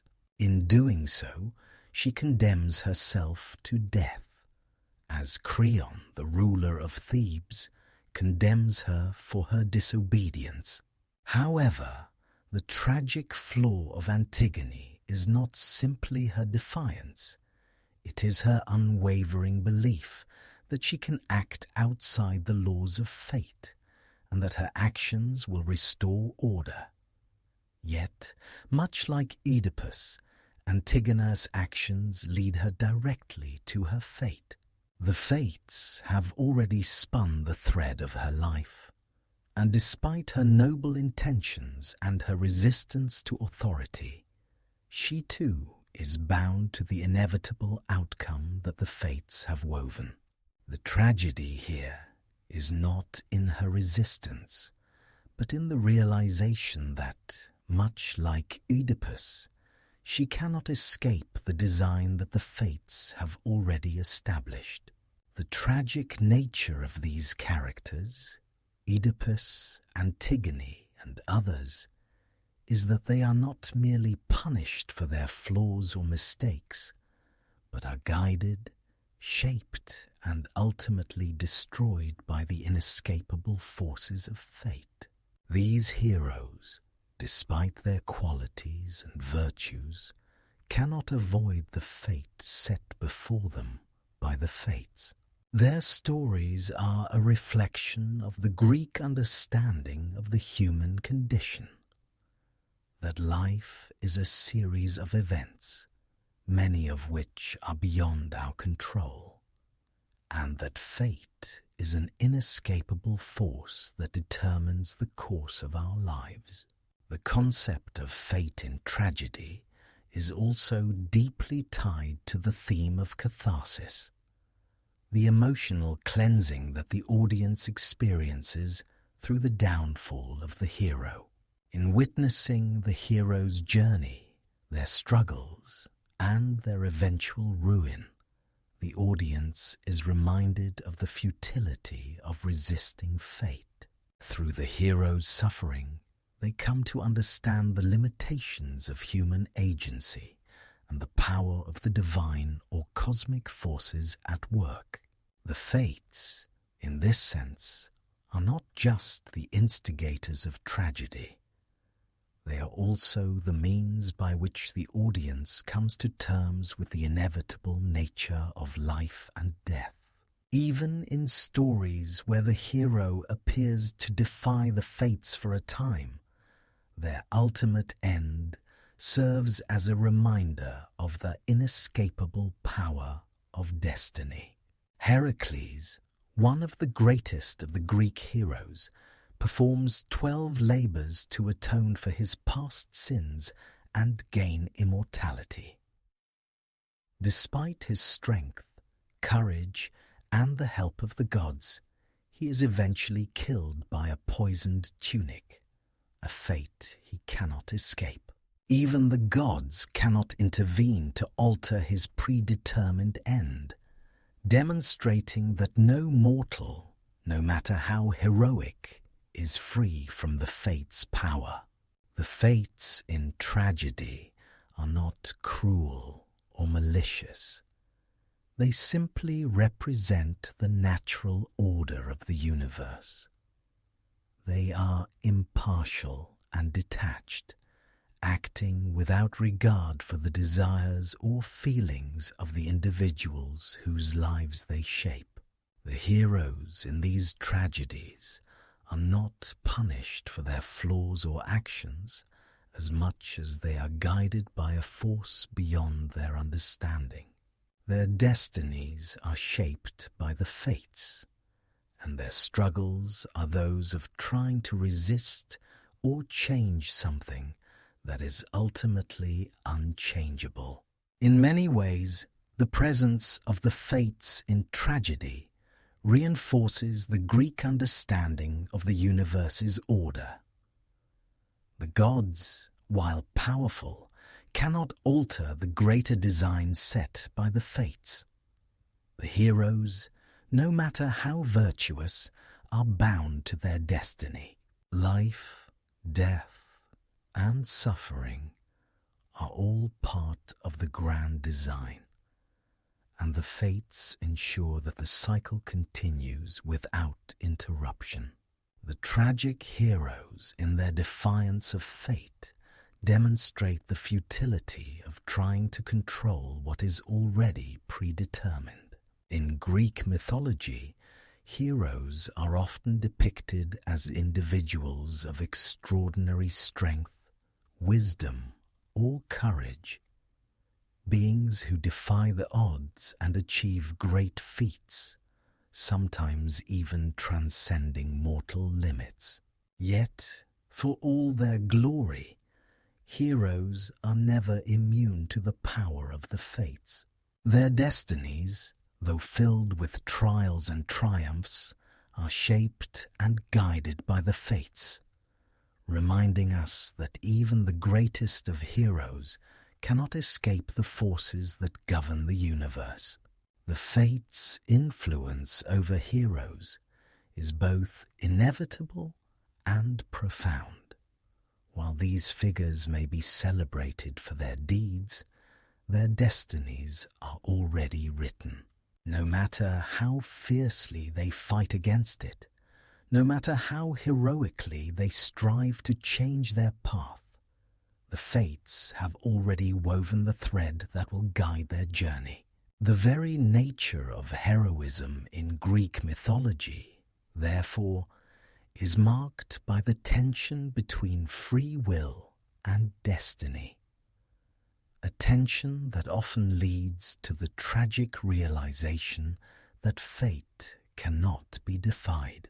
Take, for instance, the story of Heracles, one of the most iconic heroes in Greek mythology.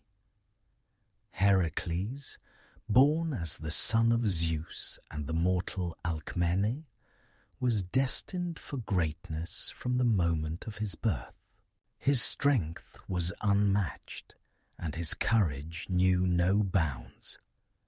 Yet, despite his heroic deeds, completing the 12 labors, defeating monsters, and rescuing those in need, Heracles could not escape the fate set before him. In one of the most tragic twists of his story, Heracles is poisoned by a tunic that he believes will make him invulnerable. This tunic, given to him by his wife Deianira, is tainted with the blood of the centaur Nessus, who had previously tried to assault her. When Heracles wears the tunic, it causes excruciating pain, and he realizes that he is doomed. Though he has fought countless battles, won great victories, and achieved immortality through his deeds, he cannot avoid the destiny the fates have woven for him. The gods, in an attempt to help him, allow him to ascend to Olympus, where he is granted immortality. But this end is part of the grand design, not a result of his own agency. Even Heracles, the mightiest of all heroes, cannot escape his destined end. Similarly, the story of Achilles in the Iliad illustrates the tension between heroic greatness and the power of the fates.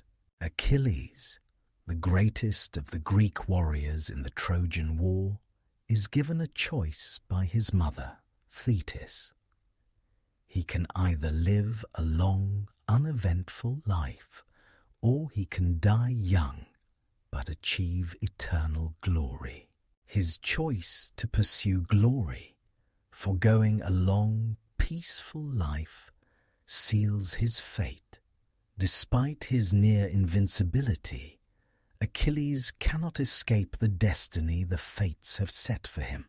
He is fated to die at the hands of Paris, a prince of Troy, and no matter how many battles he wins, how many gods favor him, or how many mortals he slays, he will meet his end as foretold. Achilles' heroism lies not in his ability to escape his fate, but in how he embraces it. He knows his death is inevitable, yet he continues to fight with unparalleled bravery. His story speaks to the paradox of the hero's journey, that even in the face of inevitable death, the hero must act according to their nature, fulfilling their role in the grand cosmic order.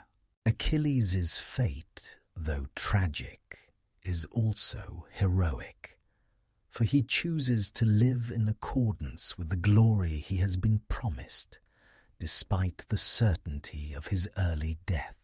The fates are not merely passive observers in the lives of heroes.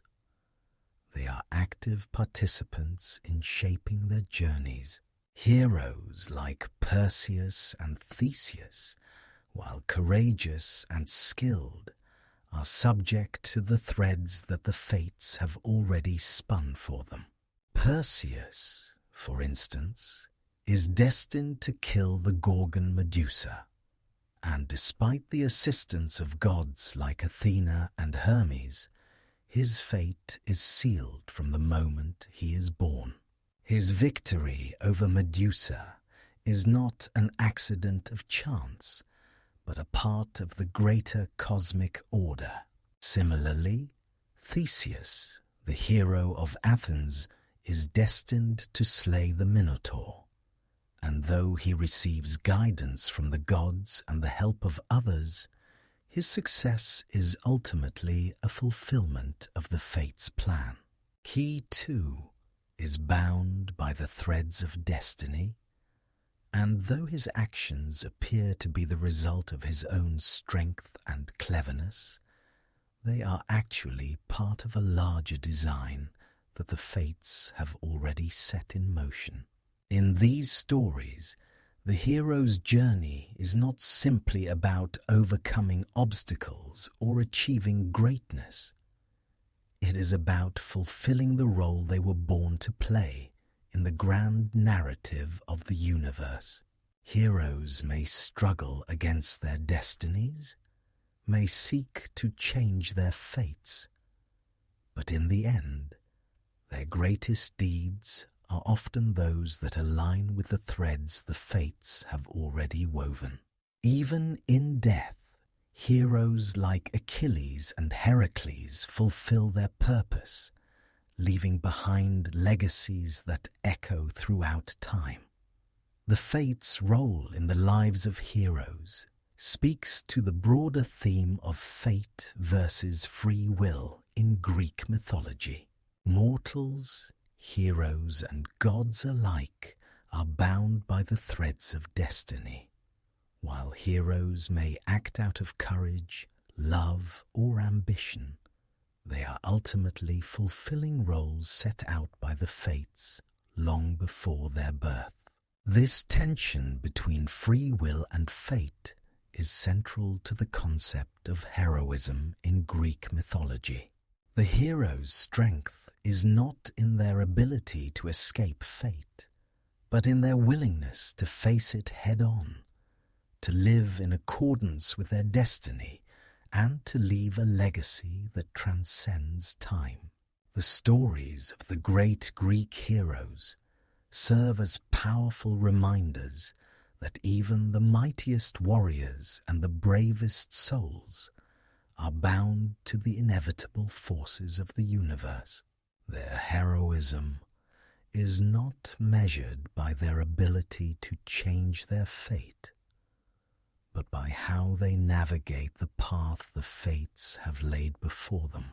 The heroes of Greek mythology may rise, fall, and struggle, but in the end, they are all subject to the same cosmic law, the will of the fates, who ensure that every thread, no matter how glorious or tragic, finds its end in the grand design of the universe.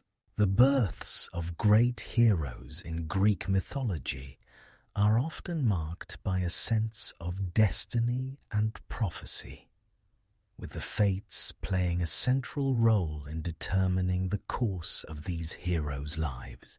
From the moment of their conception, the fates weave the threads of their destinies, shaping their futures and ensuring that they fulfill the roles they were born to play. These heroes are often chosen by the gods or by fate itself to undertake grand quests or to shape the course of history. But no matter how extraordinary their lives may be, they are ultimately bound by the threads the fates have spun for them. One of the most iconic examples of a hero's birth shaped by fate is Heracles, whose destiny is sealed from the moment of his conception. Heracles, the son of Zeus and the mortal Alcmene, is destined for greatness, but his path is also one of immense struggle and suffering. His birth is marked by the divine intervention of Zeus, who, in his pursuit of Alcmene, causes the hero to be born during a time of cosmic significance. However, the fates are the true architects of Heracles' life. Despite his divine parentage, his life is filled with suffering, as he is subject to the whims of the gods and the demands of fate.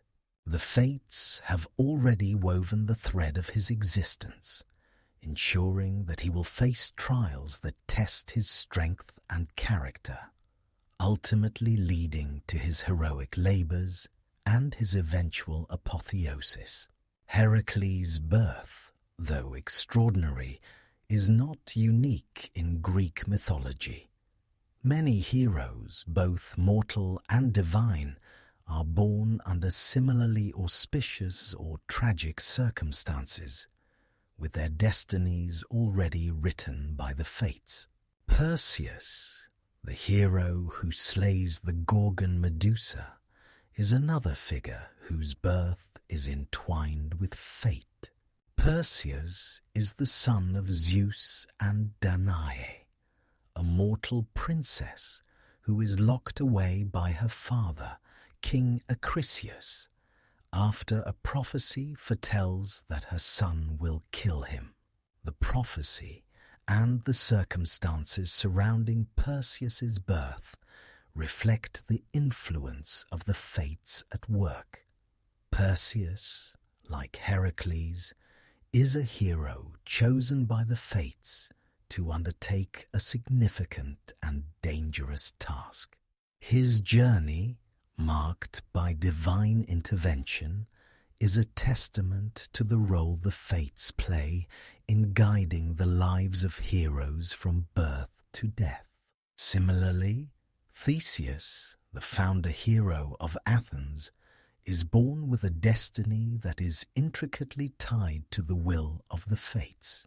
Theseus' birth is the result of a series of divine manipulations, including the involvement of Poseidon, who is said to be his father, and Aethra, his mother.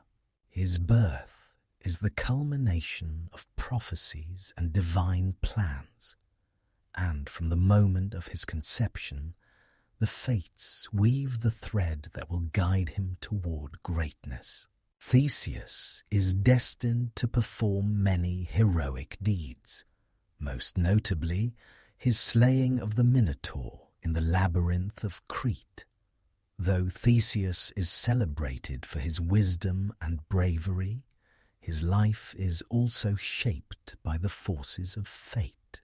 No matter how much he strives for glory or independence, he cannot escape the role he was born to fulfill. The births of these heroes are not accidents. They are part of a larger cosmic plan, one that the fates have already set in motion. The fates themselves, though often unseen, are the architects of the great heroes' destinies.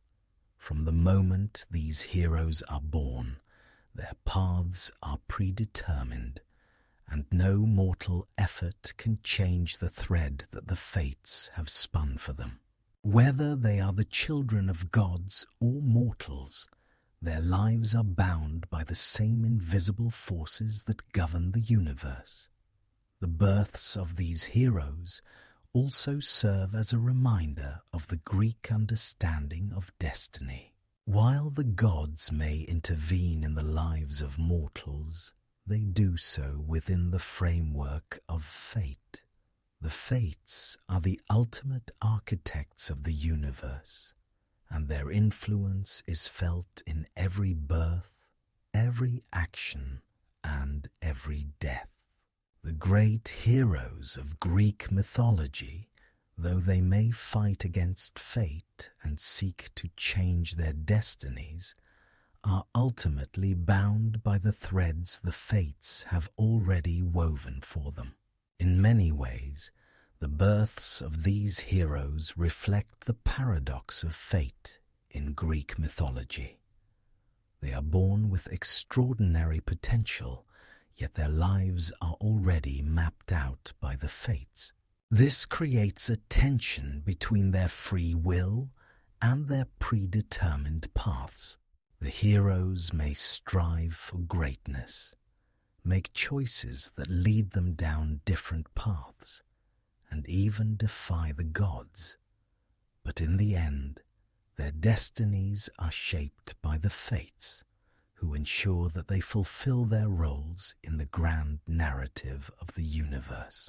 For the mortals who witnessed the birth of these great heroes, the knowledge of their fates could be both awe-inspiring and terrifying.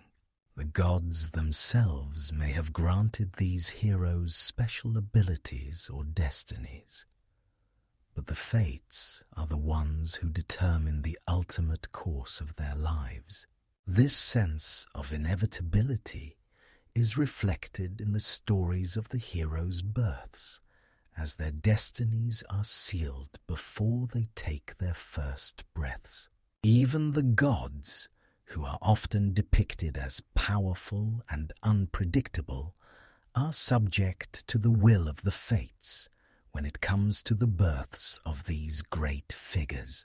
The idea that a hero's life is determined before they are even born speaks to the Greek belief in the power of fate. The fates, in their impartial and unyielding way, guide the lives of all beings, whether they are gods or mortals, and their influence is felt in every aspect of existence.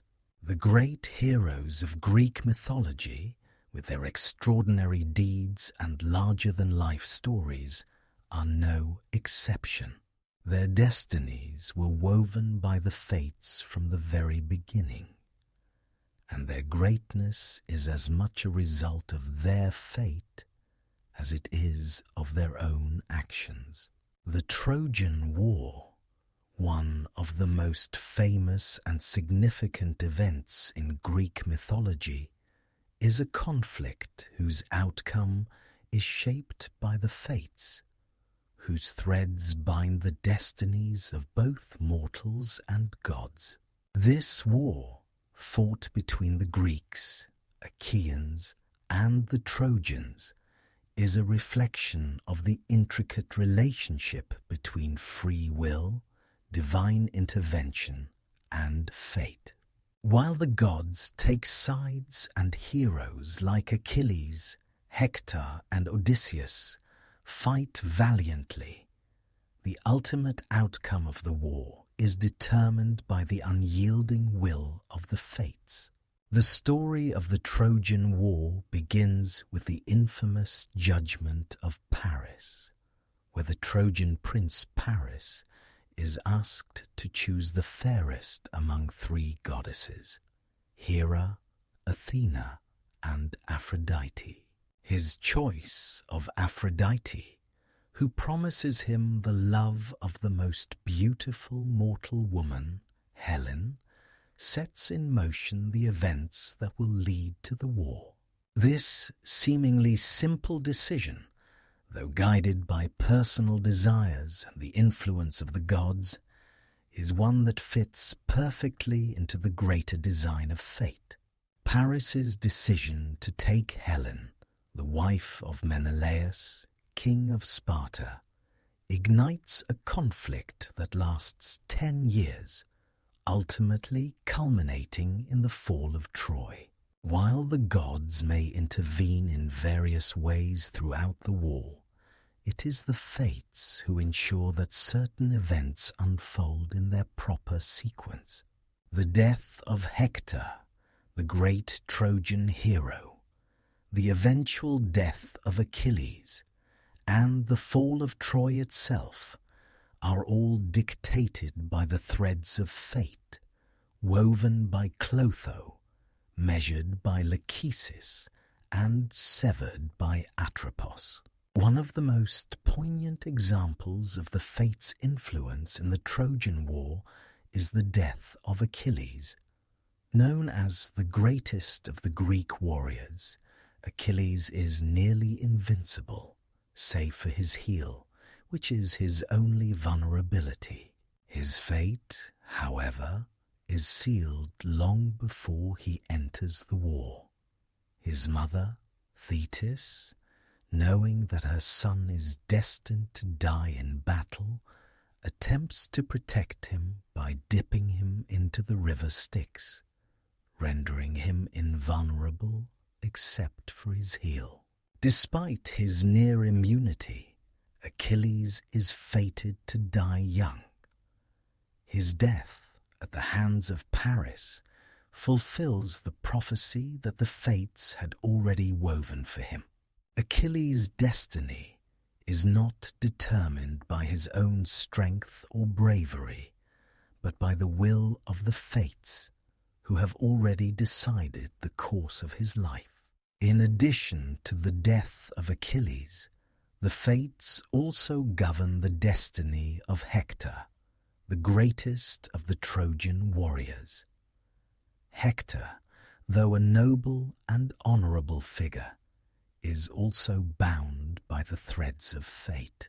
He knows that his death is inevitable, as it is foretold that he will die at the hands of the greatest Greek warrior, Achilles.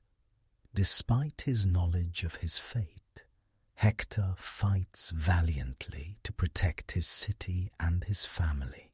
His death, though tragic, is also an essential part of the greater design of the war.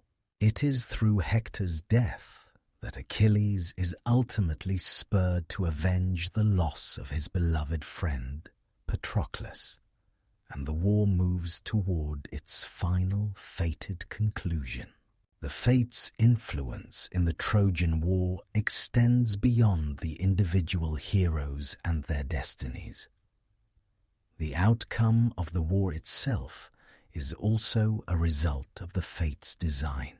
While the gods may intervene to protect their favored mortals or to alter the course of events, it is the fates who ensure that the war ends as it must. The destruction of Troy is not simply the result of divine quarrels or the actions of the Greeks and Trojans. It is part of the greater cosmic order, a cycle that the fates have already set in motion. Even Odysseus, whose journey home after the war is one of the most celebrated tales in Greek mythology, is not free from the grasp of fate. While Odysseus is a hero of cunning and resourcefulness, His journey is ultimately shaped by the will of the gods and the fates. His 10-year voyage home is filled with trials and challenges, many of which are designed to test his mettle and ensure that he returns to Ithaca to fulfill his destiny as king. The gods may aid or hinder him, but the fates have already determined that he will eventually return to his wife, Penelope, and his son, Telemachus, and that he will restore order to his household. The Trojan War and its aftermath illustrate the delicate balance between fate and free will in Greek mythology. Heroes like Achilles and Hector may have the freedom to make choices, to fight, or to act out of personal motives, but they are ultimately bound by the threads of fate that govern their lives. Even the gods, with all their power, cannot alter the ultimate outcome of the war, for the fates have already set in motion the events that will lead to Troy's fall. The gods may intervene in the lives of mortals, but they cannot escape the greater design that the fates have woven. In this way, the Trojan War serves as a microcosm of the broader themes of Greek mythology.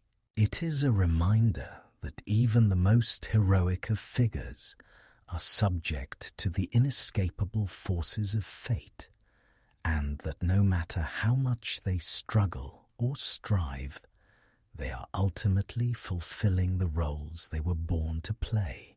The fates govern not only the lives of individual heroes, but the entire course of history. The rise and fall of kingdoms, the death of heroes, and the ultimate fate of civilizations are all determined by the threads of destiny that the fates have already spun. As we reflect on the Trojan War and the role of the fates in shaping its outcome, we are reminded of the deep and abiding power of fate in the ancient Greek worldview.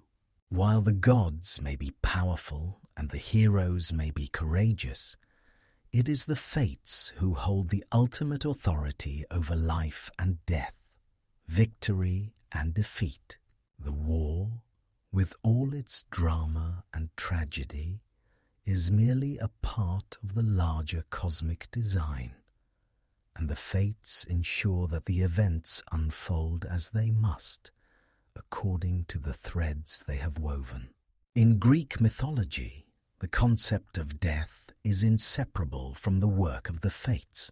While life is something that unfolds over time, marked by birth, growth, and action, it is death, the inevitable end of every being, that reminds us of the fates' unyielding power.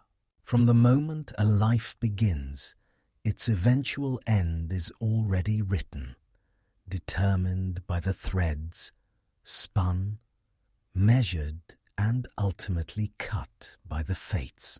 While mortals and even gods may live with purpose, ambition, and strength, no one can escape the quiet finality of death, which the fates control.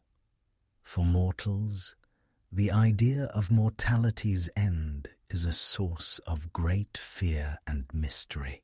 Death, as an unknown, has often been feared and revered throughout history, and in Greek mythology, it is the fates who ensure that no soul can escape the natural course of life and death. The gods themselves, though immortal, are not exempt from the fact that everything, whether mortal or divine, must eventually return to the cosmos. The process of death in Greek mythology is a transition, a crossing from one state of being to another. For mortals, the end of life is marked by the severing of the thread by Atropos, the eldest fate, whose role is to cut the thread that represents an individual's life. Once she performs this task, the soul is freed from its physical form and continues its journey to the afterlife, where it will meet its fate in the underworld. The souls of the dead are guided by gods like Hermes to the realm of the dead, Hades, where they are judged and assigned to their proper place, whether it be Elysium, Tartarus, or the Asphodel fields. In a world shaped by the fates, death is not a random occurrence nor a capricious punishment. It is a part of the natural order, a necessary conclusion to the cycle of life. Every being, whether they live for a few moments or many centuries, has their lifespan measured by Lachesis, and their final breath is marked by Atropos's cutting. There is no escaping this fundamental law of the universe. The fates have spun the thread of each life, measured its length, and, when the time is right, severed it. This process underscores the profound truth of Greek mythology, that all things are finite and subject to the grand design of the universe. Yet, despite the inevitability of death, the way in which individuals meet their end is often a source of great drama and significance in myth. Heroes like Achilles, Hector, and Perseus are marked by the knowledge that their deaths, though foretold, are moments of profound importance. Their deaths are not mere happenstance, but part of the larger cosmic story, serving as pivotal moments that complete their journeys and define their legacies. In the case of Achilles, for example, his death is intertwined with the very core of his identity as a warrior. Despite his near invulnerability, Achilles knows that he is fated to die in the Trojan War. This awareness shapes his actions and motivations throughout the conflict. His death is both a fulfillment of his heroism and a tragic inevitability that highlights the futility of resisting the designs of the fates. Achilles does not fight against his fate, but rather embraces it, knowing that his sacrifice will secure his eternal glory. Even in death, Achilles' legacy lives on, marking the end of his mortal journey and the fulfillment of his thread. Similarly, the death of Hector, the noble Trojan prince, is also a moment of great importance. Hector, like Achilles, knows that his fate is sealed and that his death will come at the hands of the Greek hero. Yet he continues to fight with honor, defending his city and his people to the very end. Hector's death, though tragic, is necessary for the war to come to a close and for the prophecy to be fulfilled. His death is not just a personal loss, but a turning point in the larger narrative of the war, illustrating how the fates shape the lives of heroes and influence the course of history. Even the gods themselves are subject to the fates when it comes to death. Zeus, though the king of the gods, is not immune to the passage of time. In some myths, it is foretold that even Zeus, the ruler of the heavens, will one day be overthrown. This prophecy echoes the inescapable nature of the fates, reminding us that even the mightiest of gods must bow to the law of destiny. No being, no matter how powerful, can avoid the end that the fates have decreed. For the ancient Greeks, death was a profound and unavoidable part of life, one that served as a reminder of the fragility and impermanence of existence. While mortals could strive to live heroic lives, accumulate wealth, or achieve greatness, they could not escape death's finality.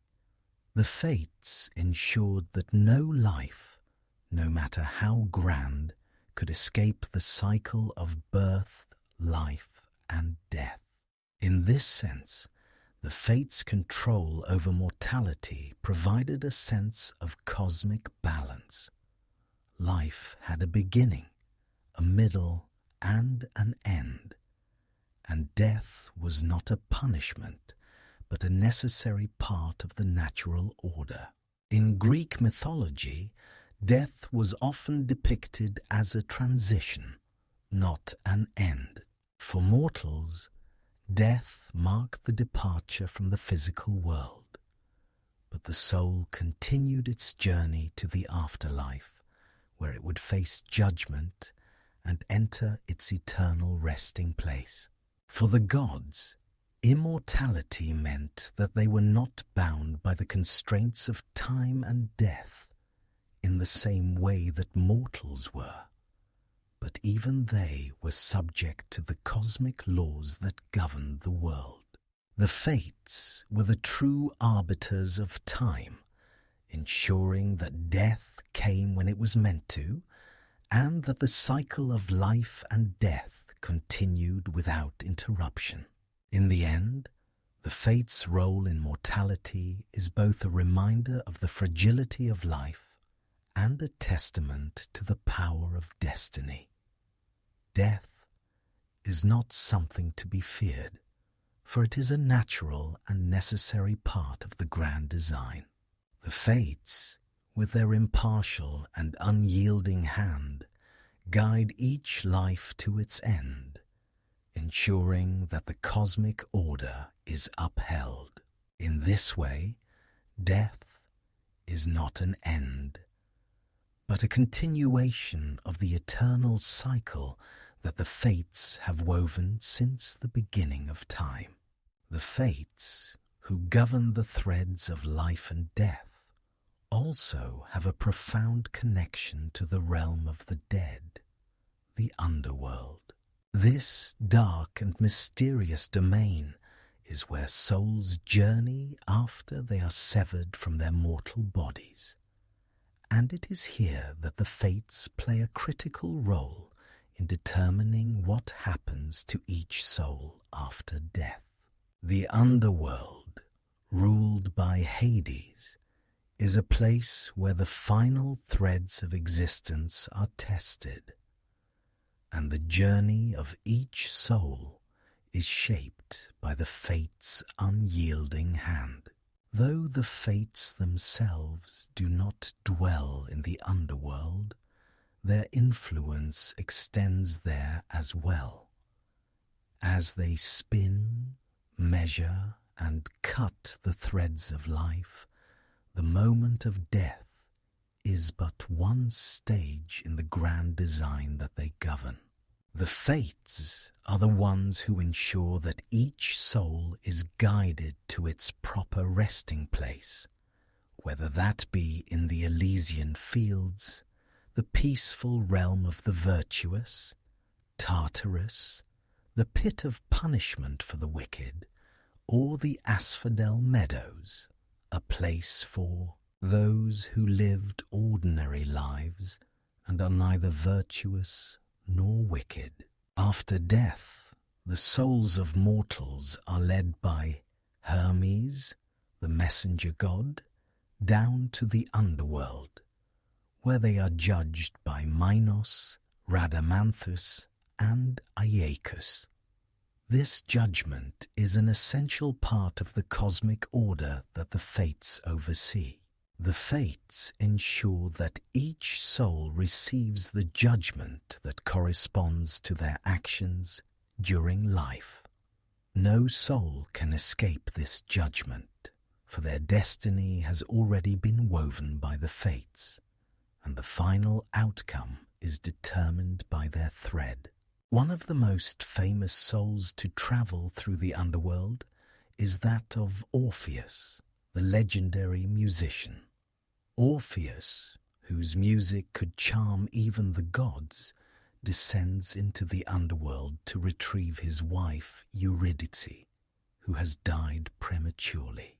He is granted permission to take her back to the world of the living, on the condition that he does not look back at her until they have reached the surface. However, in his eagerness, Orpheus looks back just before reaching the exit, and in doing so, he loses her forever. This tragic tale underscores the power of fate over even the gods, as Orpheus's actions, though filled with love and desperation, cannot alter the thread that has already been spun for him. The fates' connection to the underworld also extends to Persephone, the queen of the underworld and the wife of Hades. Persephone's story is one of tragedy and transformation, as she is abducted by Hades and taken to the underworld, where she is forced to stay for part of the year. Her annual return to the surface marks the changing of the seasons, as her absence causes winter and her return brings spring.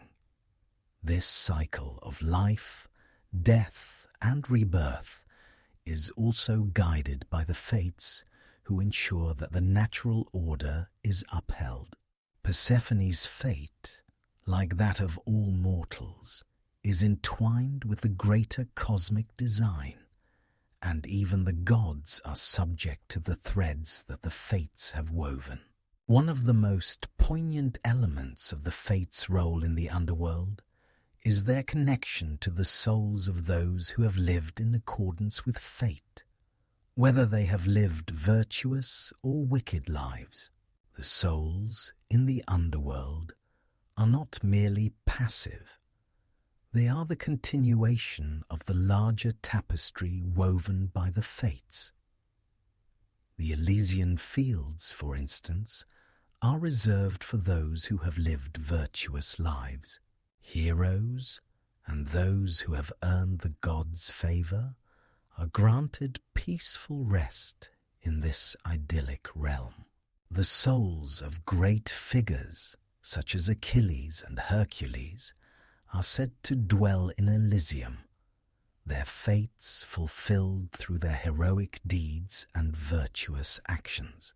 In contrast, the souls who are judged to have lived wicked lives are condemned to Tartarus, a place of torment and punishment. The fates, in their impartial and just role, ensure that the souls of those who have sinned receive the punishment they deserve. Sisyphus, the king who was condemned to roll a boulder up a hill for eternity, and Tantalus, who was cursed with eternal thirst and hunger, are among the many souls doomed to suffer in Tartarus. Their punishments, though harsh, are part of the greater cosmic order, ensuring that justice is served according to the will of the fates. The Asphodel Meadows, where the souls of ordinary mortals reside, represents the middle ground between Elysium and Tartarus. These souls are not rewarded or punished, but exist in a place of neutrality, neither experiencing the bliss of Elysium nor the suffering of Tartarus. The fates, in their impartiality, ensure that these souls lead a quiet existence in the afterlife, a reminder that life itself for all its struggles and victories, is ultimately transient.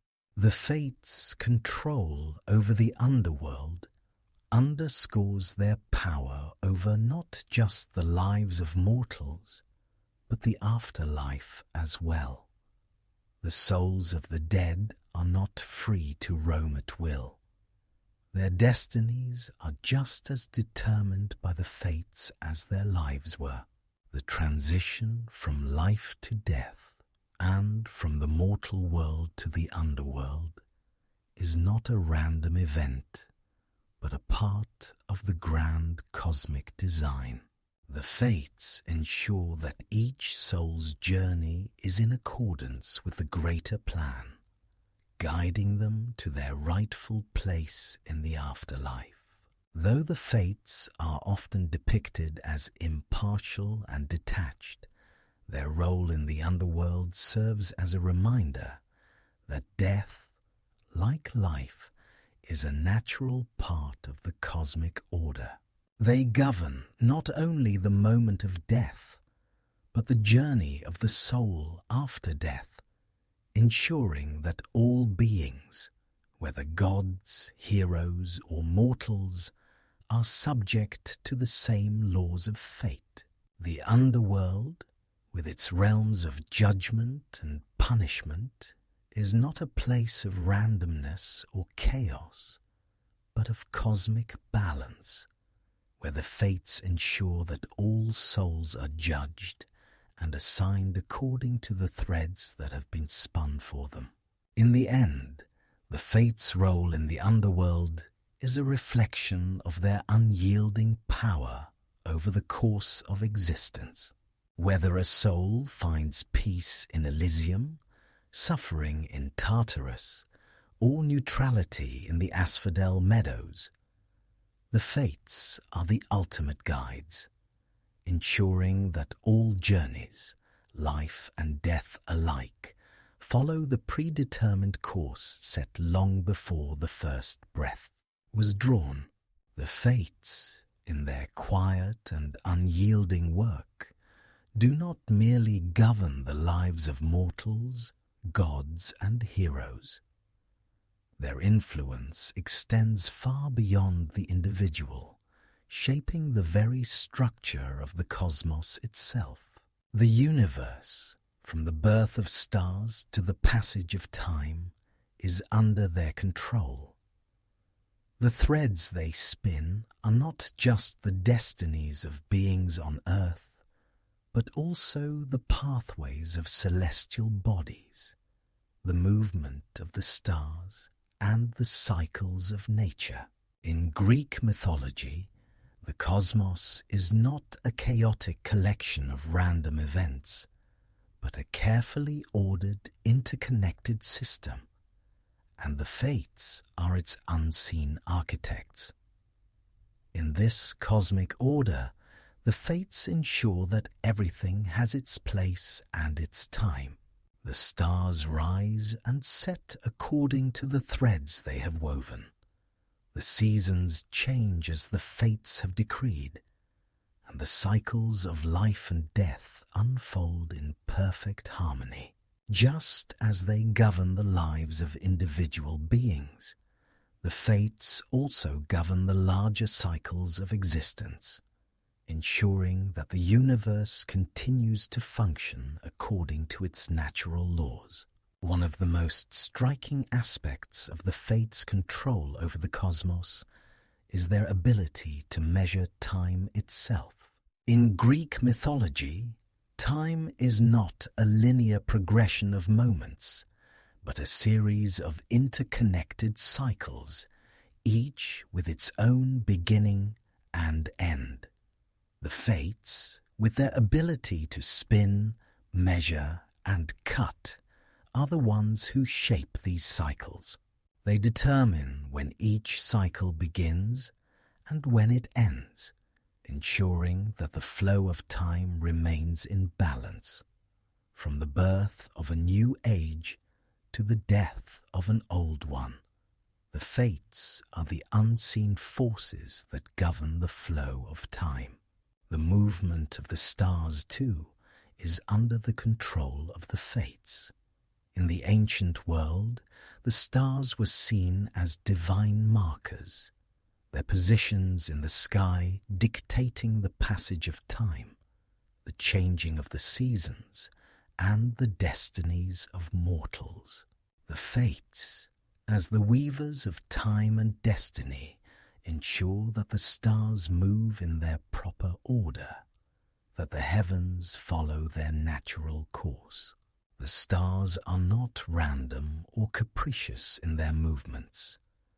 They are part of a larger design, one that the fates have set in motion long before the first mortal walked the earth. In Greek mythology, the seasons themselves are also governed by the fates. The changing of the seasons, from the warmth of spring to the chill of winter, is a reflection of the natural cycles of life and death.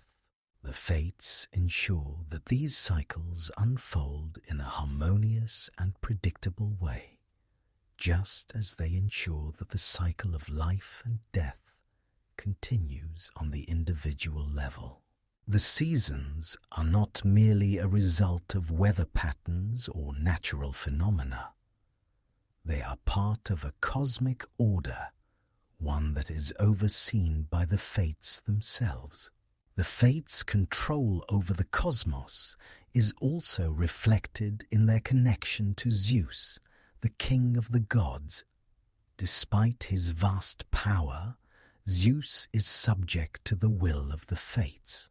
The fates do not simply govern the lives of mortals, they also influence the actions of the gods.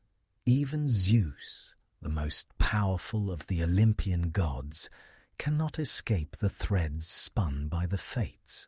This is most evident in the story of Leda, the queen of Sparta, and her fateful encounter with Zeus.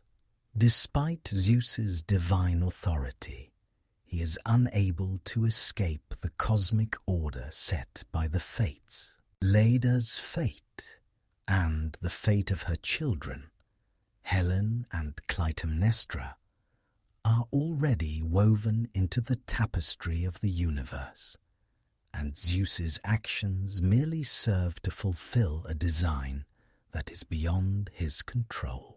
The fates are also responsible for the greater cycle of life, death, and rebirth in the cosmos.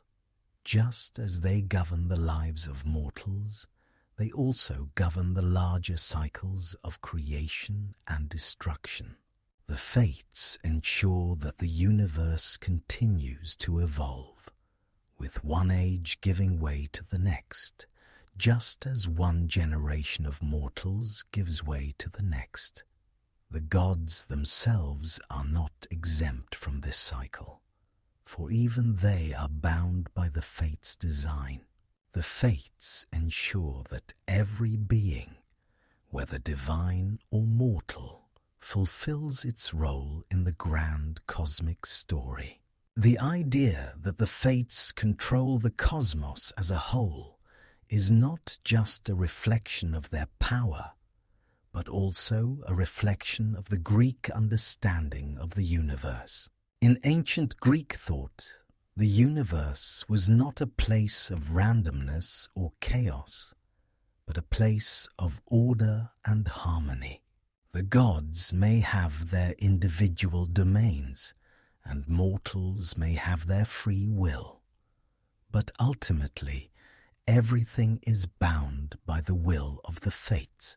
The fates are the ones who ensure that the universe functions according to its natural laws, that every cycle of life, death, and rebirth continues without interruption.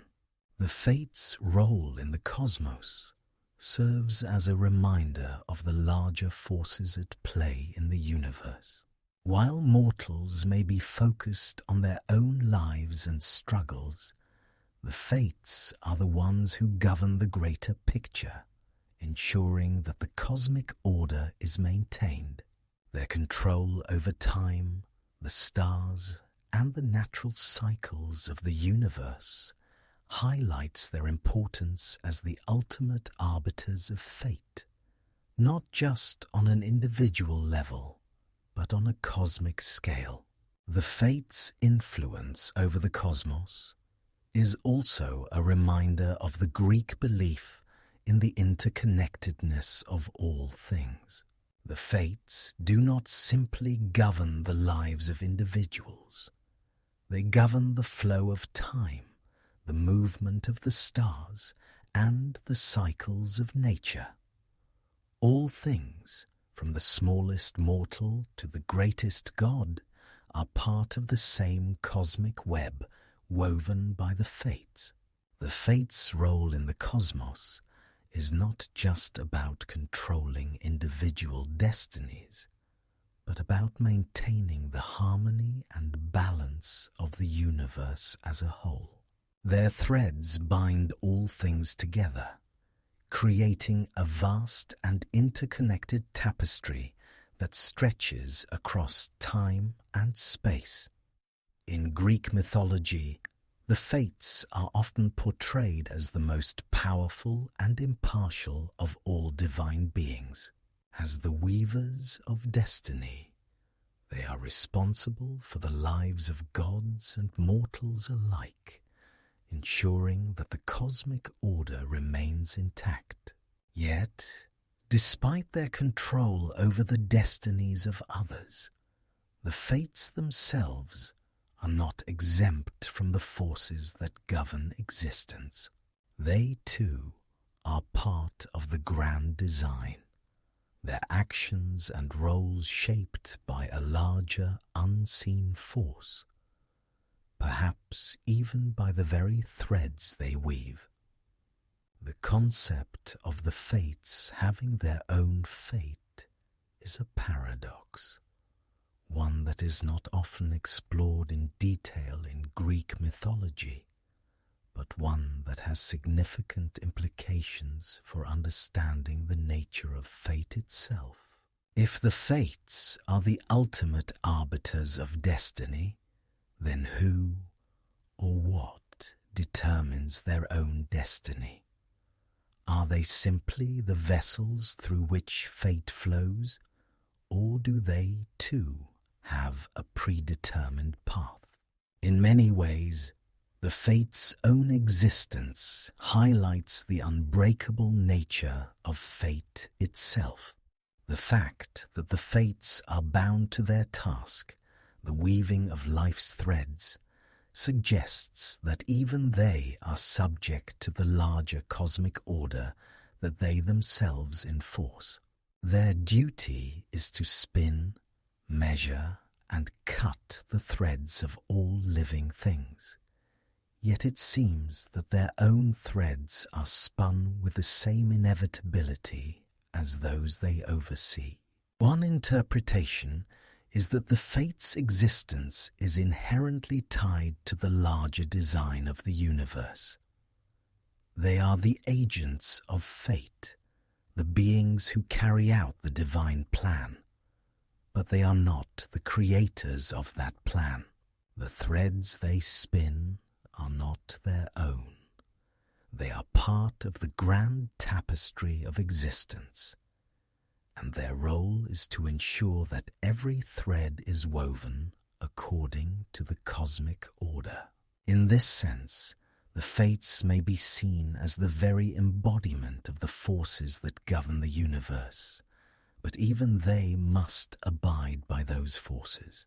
While the fates do not actively question or resist their role, it is interesting to consider whether their own destinies are predetermined.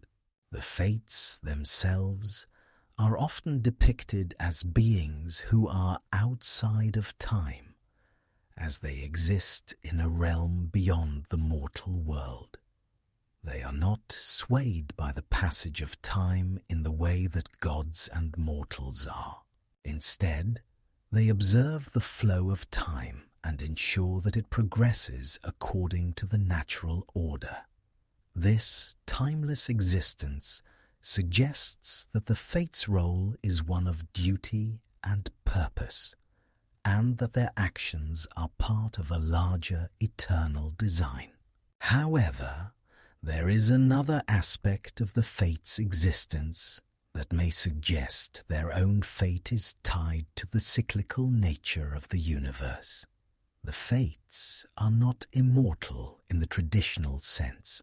While they are beyond the control of mortal beings, they are still part of the natural world, subject to the same forces that govern all things. This raises the question: if the fates' role is to oversee the threads of life and death, then what happens when their own time comes to an end? Is there a moment when their task too must be completed, and the fates themselves must meet their own end? In some interpretations, the idea that the fates have their own fate highlights the inevitability of time's passage. The fates are not immortal beings who exist outside the laws of the universe. They are essential components of the natural order. Their existence is tied to the very cycles of life, death, and rebirth that they govern. As such, their own fate is inexorably linked to the fate of the universe. When the universe reaches its final conclusion, when the threads of life have all been woven, measured, and cut, it is conceivable that the fates themselves would cease to exist, having fulfilled their purpose. This idea of the fates' own fate is reflected in the nature of their role. They are not gods who wield power for their own benefit. They are beings of duty, tasked with the eternal work of maintaining the balance of existence. The fates do not act out of personal desire, nor do they seek glory or recognition. Their work is their purpose, and their existence is tied to that purpose. When the work of weaving the threads of life is complete, it could be said that their own fate has been fulfilled, and they too may cease to be. At the same time, the concept of the fates having their own fate raises interesting philosophical questions about free will and destiny. The fates are often seen as symbols of the inevitability of fate, reminding mortals and gods alike that their lives are governed by forces beyond their control. Yet, if even the fates are bound to a larger cosmic order, it suggests that all beings, even the most powerful, are part of a greater plan. No one, not even the fates themselves, is exempt from the cycles of life, death, and rebirth that govern the universe. In Greek mythology, the idea of the fates having their own fate is not explicitly addressed, but it is implied through their role as the eternal weavers of existence. They are the silent, impartial forces that shape the destinies of all beings, and their own existence as a reflection of the larger, unchanging order of the universe. The fates do not act out of self-interest, but rather as the agents of the cosmic plan.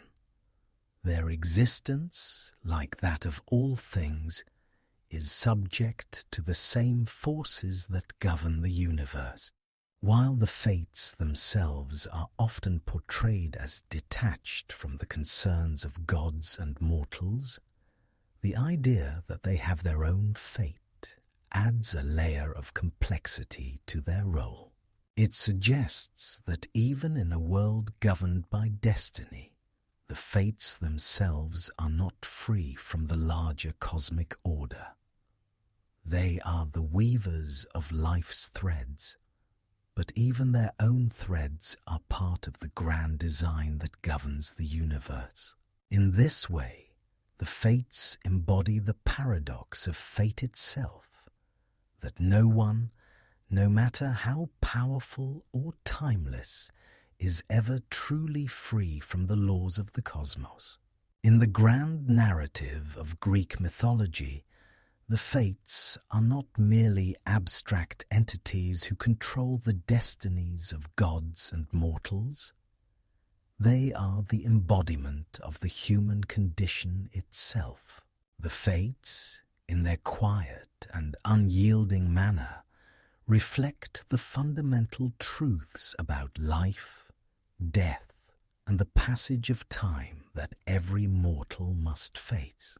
The interplay between free will and destiny, choice and inevitability, is central to the human experience, and the fates serve as a constant reminder of these inescapable forces that shape all lives. At the heart of the human condition is the awareness that life is finite, that no one is immune to the passage of time or the inevitability of death. Mortals, unlike the gods, are bound by the threads that the fates weave for them. They are born, they live, and they die, often without understanding the greater purpose of their lives. The fates, with their impartial and cosmic influence, are both a reflection of this truth and a force that ensures it remains constant.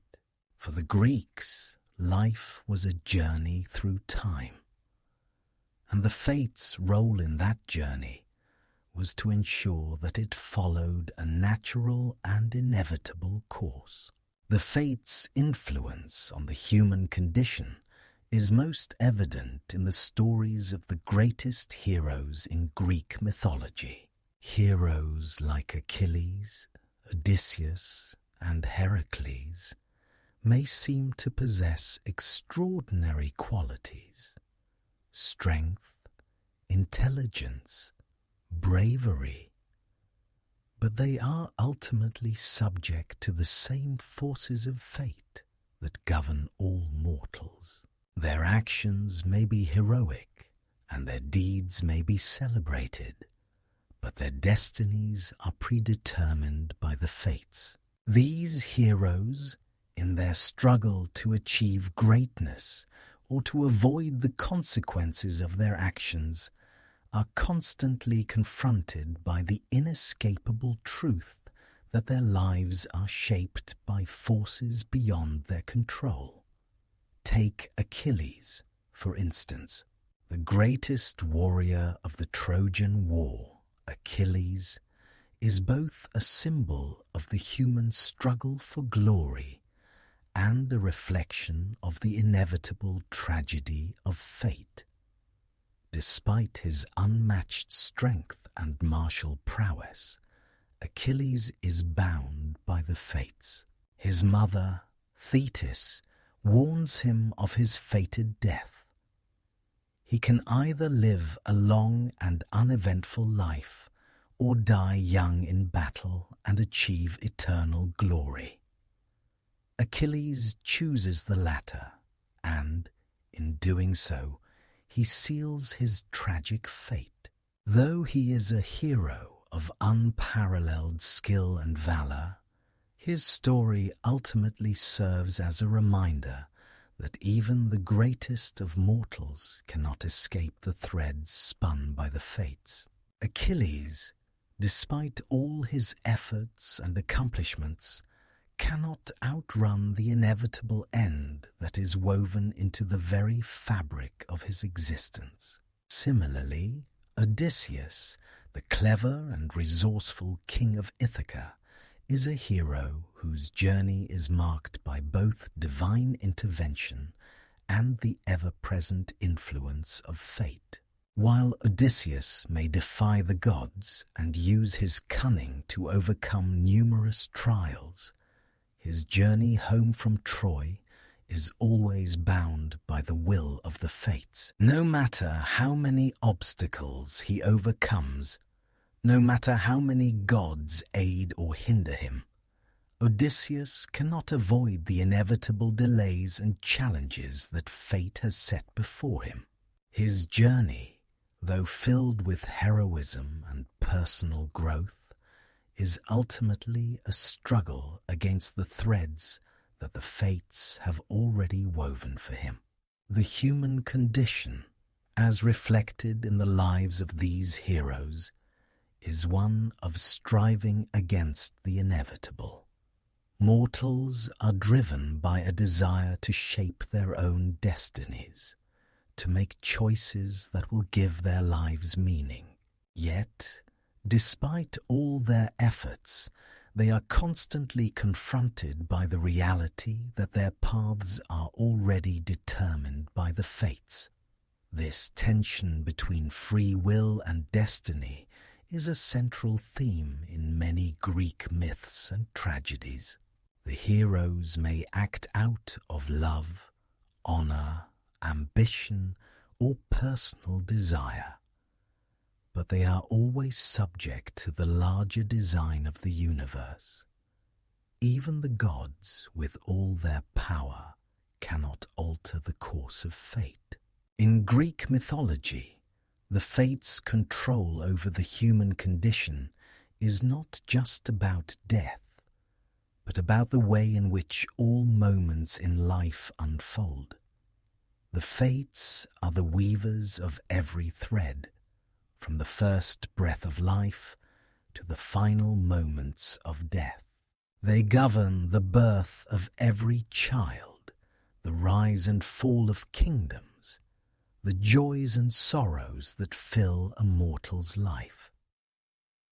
The decisions that mortals make may seem to define their lives, but it is ultimately the fates who determine the outcomes. The fates serve as a reminder that the human experience is fleeting, that every moment is part of a greater design that cannot be altered. Despite the fates' role in the human condition, however, there is a sense of empowerment that comes with accepting fate. The heroes of Greek mythology, though bound by the fates, are often portrayed as striving toward a sense of purpose or greatness. In accepting their destinies, they find meaning in their struggles, and they are remembered for their courage, honor, and sacrifice. Heracles, for example, is destined to undergo great suffering and complete 12 arduous labors, yet he becomes a symbol of perseverance and heroism. His acceptance of his fate and his willingness to endure hardship make him one of the greatest heroes in Greek mythology. Similarly, Perseus, though bound to slay Medusa as part of his fate, is celebrated for his bravery and cunning. These heroes, despite their knowledge of the inevitability of their fates, embody the idea that one's life is meaningful not because of the freedom to change it, but because of the courage to accept it. The acceptance of fate does not mean passivity, however. Mortals, despite being governed by the fates, are still capable of exercising their free will within the confines of their predetermined paths. The fates may shape the larger design, but it is the actions of mortals, their choices, their struggles, their growth, that give life meaning. The fates do not act out of malice. They simply ensure that the cycle of life, death, and rebirth continues. Mortals are not helpless in the face of fate. They are participants in the grand design, and it is their journey through life that shapes the tapestry the fates weave. The human condition, as governed by the fates, is one of balance. Life and death, joy and sorrow, creation and destruction.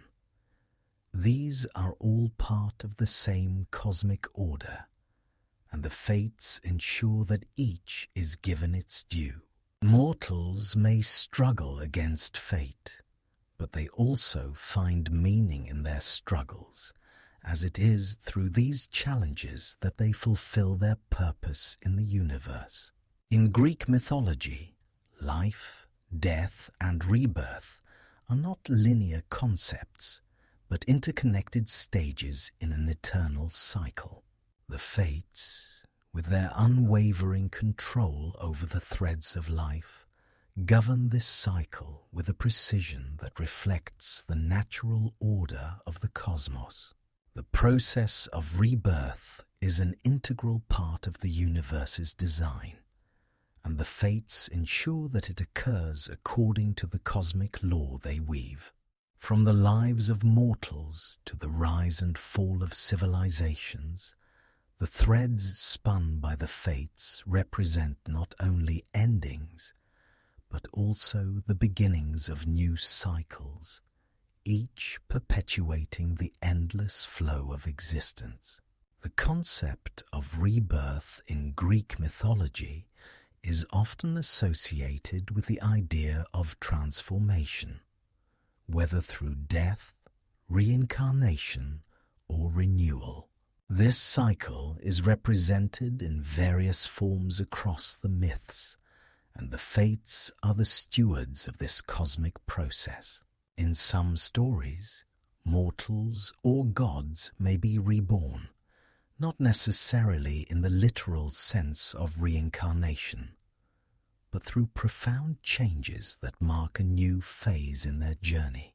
The threads they once wove, measured, and cut are not necessarily severed forever. They may return, altered, and renewed to continue their journey in a new form.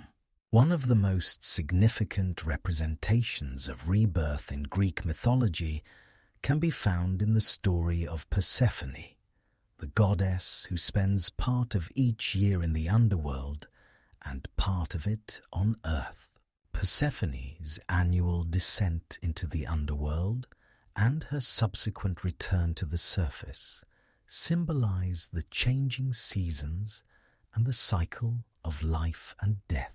Each time Persephone returns from the underworld, the earth itself is reborn, ushering in the spring and summer months. Her story is a reminder that death and rebirth are not isolated events, but parts of a continuous cycle that the fates oversee.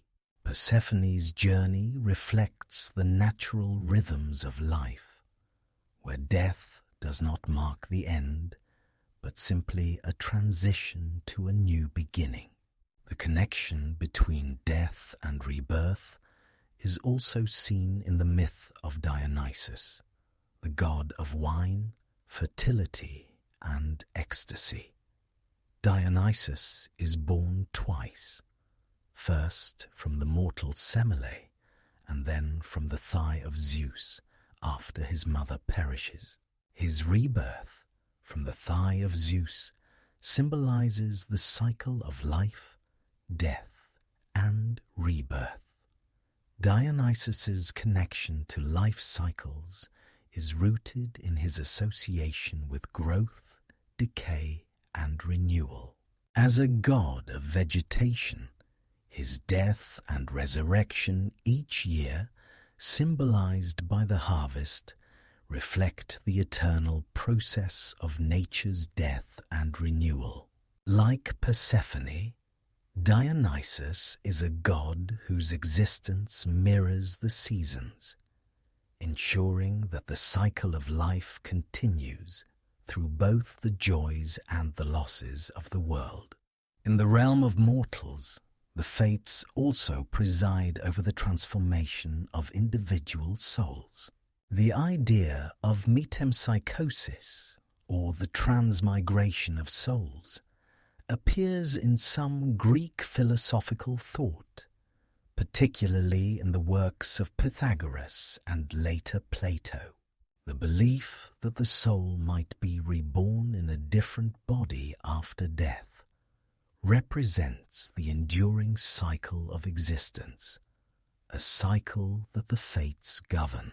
The Fates weave each soul's journey, ensuring that the cycle of birth, life, death, and rebirth is maintained.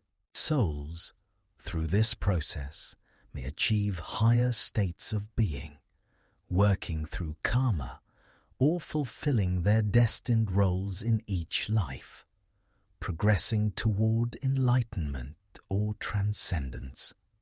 The rebirth of heroes in Greek mythology is also significant. Heroes like Heracles and Perseus, though not literally reborn in the sense of reincarnation, experience transformations in their lives that mark them as figures of renewal and change. Heracles, after completing his 12 labors and enduring immense suffering, achieves apotheosis, becoming immortal. His transformation from a mortal hero to an immortal god can be seen as a form of rebirth, as he enters a new existence that transcends the mortal realm. Similarly, Perseus, having completed his quest to slay Medusa, returns to his home as a hero, marked by his success, but also transformed by the journey itself. These heroes' journeys reflect the idea that even after the most arduous trials, there is a form of renewal, a rebirth into a new phase of existence. The Fates' role in these processes is integral.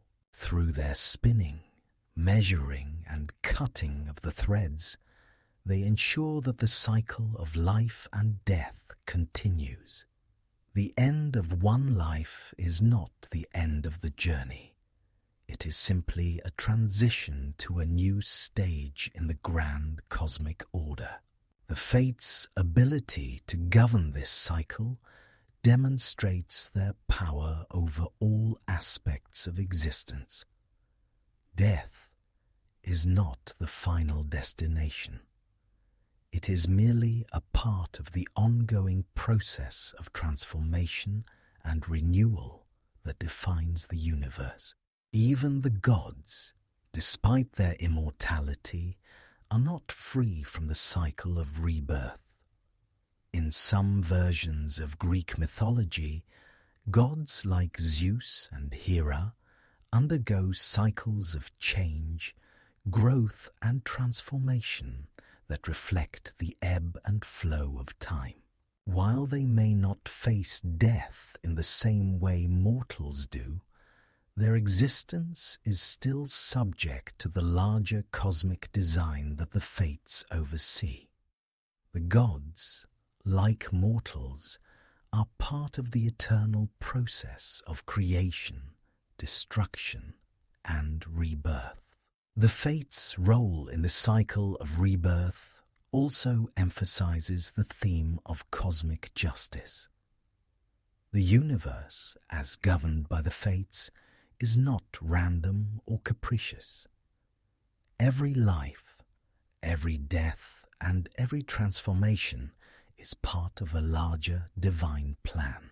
The cycle of rebirth is a reminder that all things are interconnected, that the end of one phase is the beginning of another.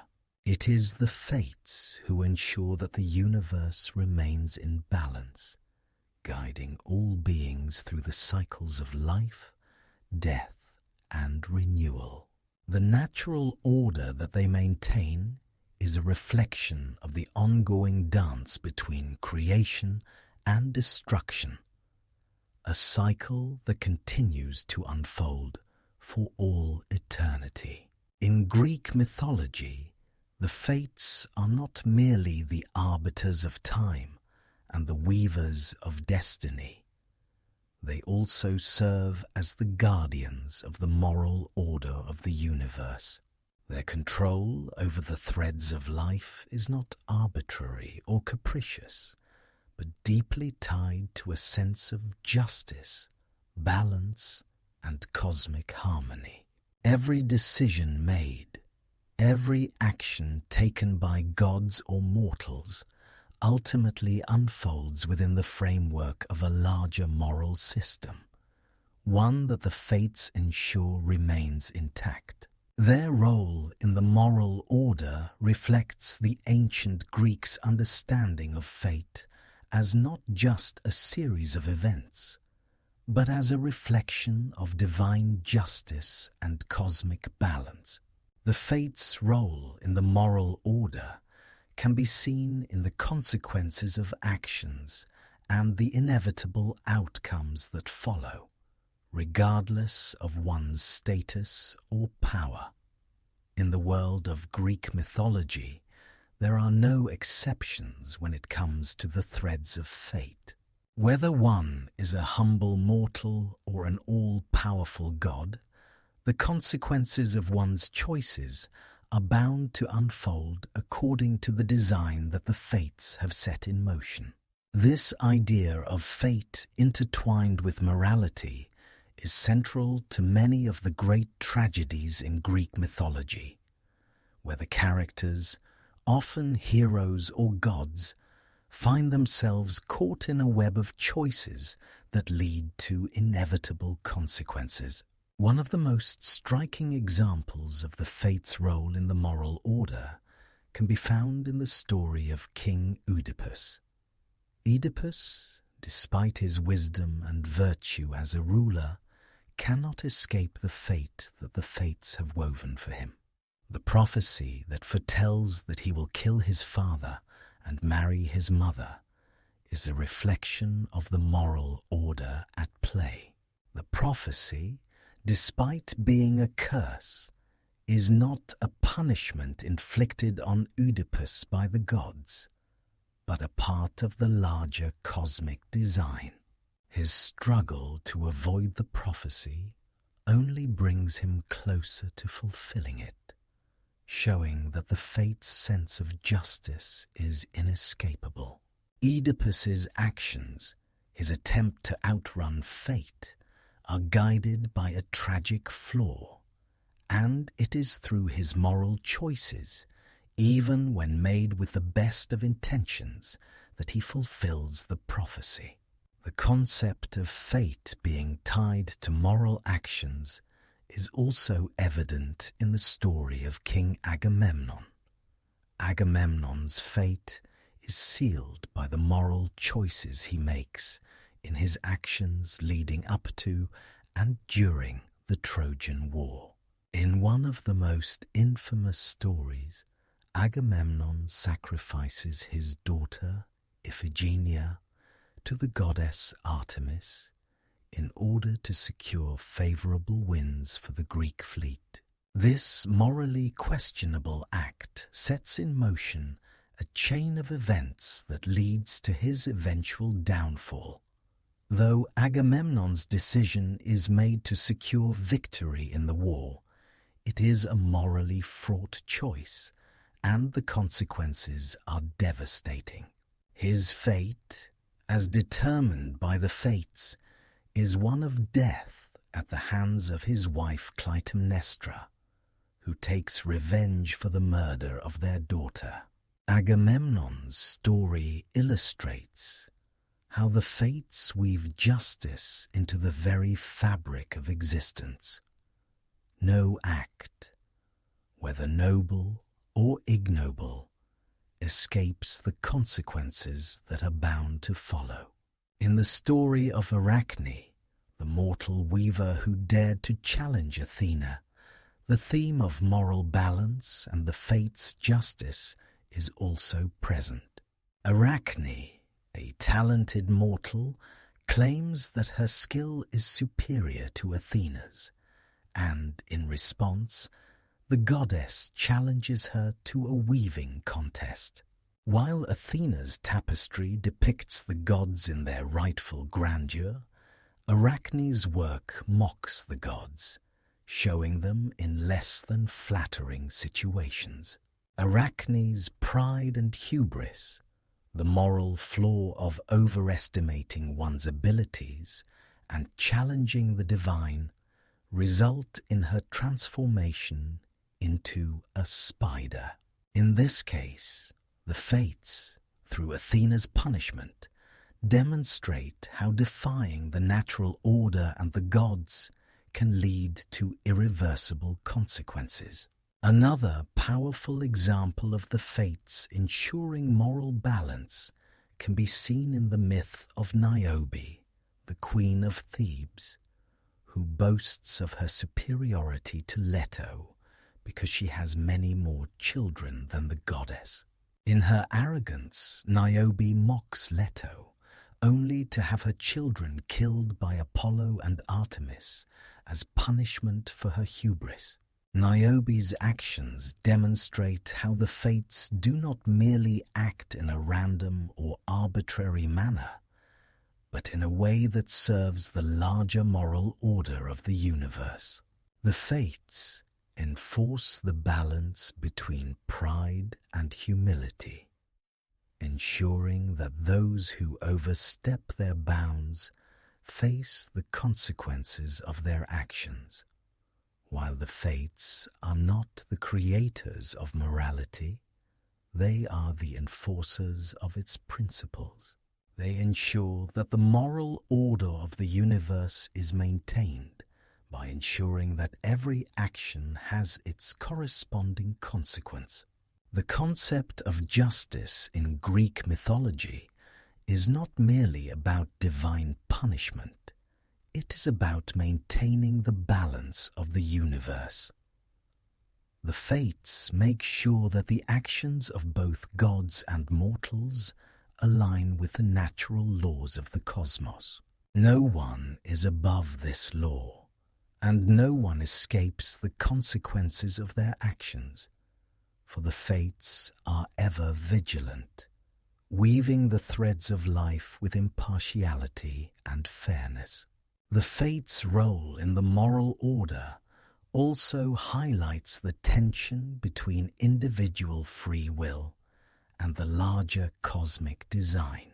Mortals may have the ability to make choices and act according to their desires, but those choices are still subject to the greater cosmic plan set forth by the Fates. The Fates ensure that each choice, whether made in ignorance or with intent, is aligned with the natural order, and that the consequences follow accordingly. This understanding of fate and morality is integral to Greek thought, where the human experience is seen as both a series of choices and a journey through a predetermined destiny.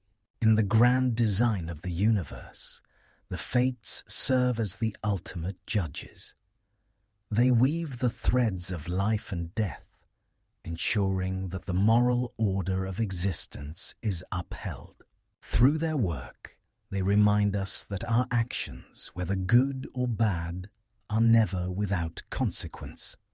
The Fates may be impartial and detached, but their role in the moral order is one of profound significance. They ensure that justice is served and that the balance of the universe remains intact. The work of the Fates is often depicted as the weaving of a grand, eternal tapestry, a tapestry that represents the intricate and unbroken flow of time, life, and death. This metaphor of weaving is not only a fitting one, but it also symbolizes the way in which the Fates craft the very fabric of existence itself. Each thread that they spin, measure, and cut is part of a larger interconnected pattern that encompasses all beings, gods, mortals, and even the cosmos itself.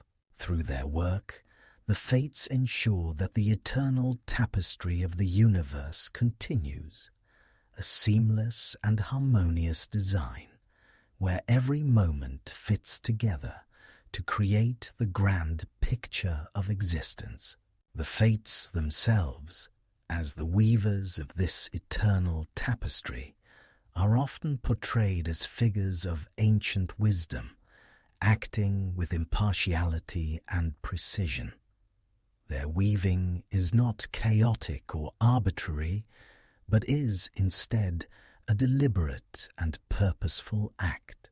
Each thread that the Fates spin represents a life, a moment in time, an event that contributes to the larger story of the universe. This image of the Fates as weavers of an eternal tapestry captures the essence of their role in Greek mythology, preserving the balance of the cosmos through the delicate and intricate weaving of destiny.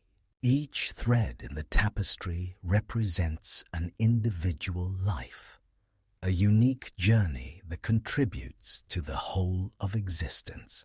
The Fates do not simply create random patterns, but weave lives together in a way that reflects the interconnectedness of all things. While each thread may represent a single life, it is woven into a larger design, and no life exists in isolation.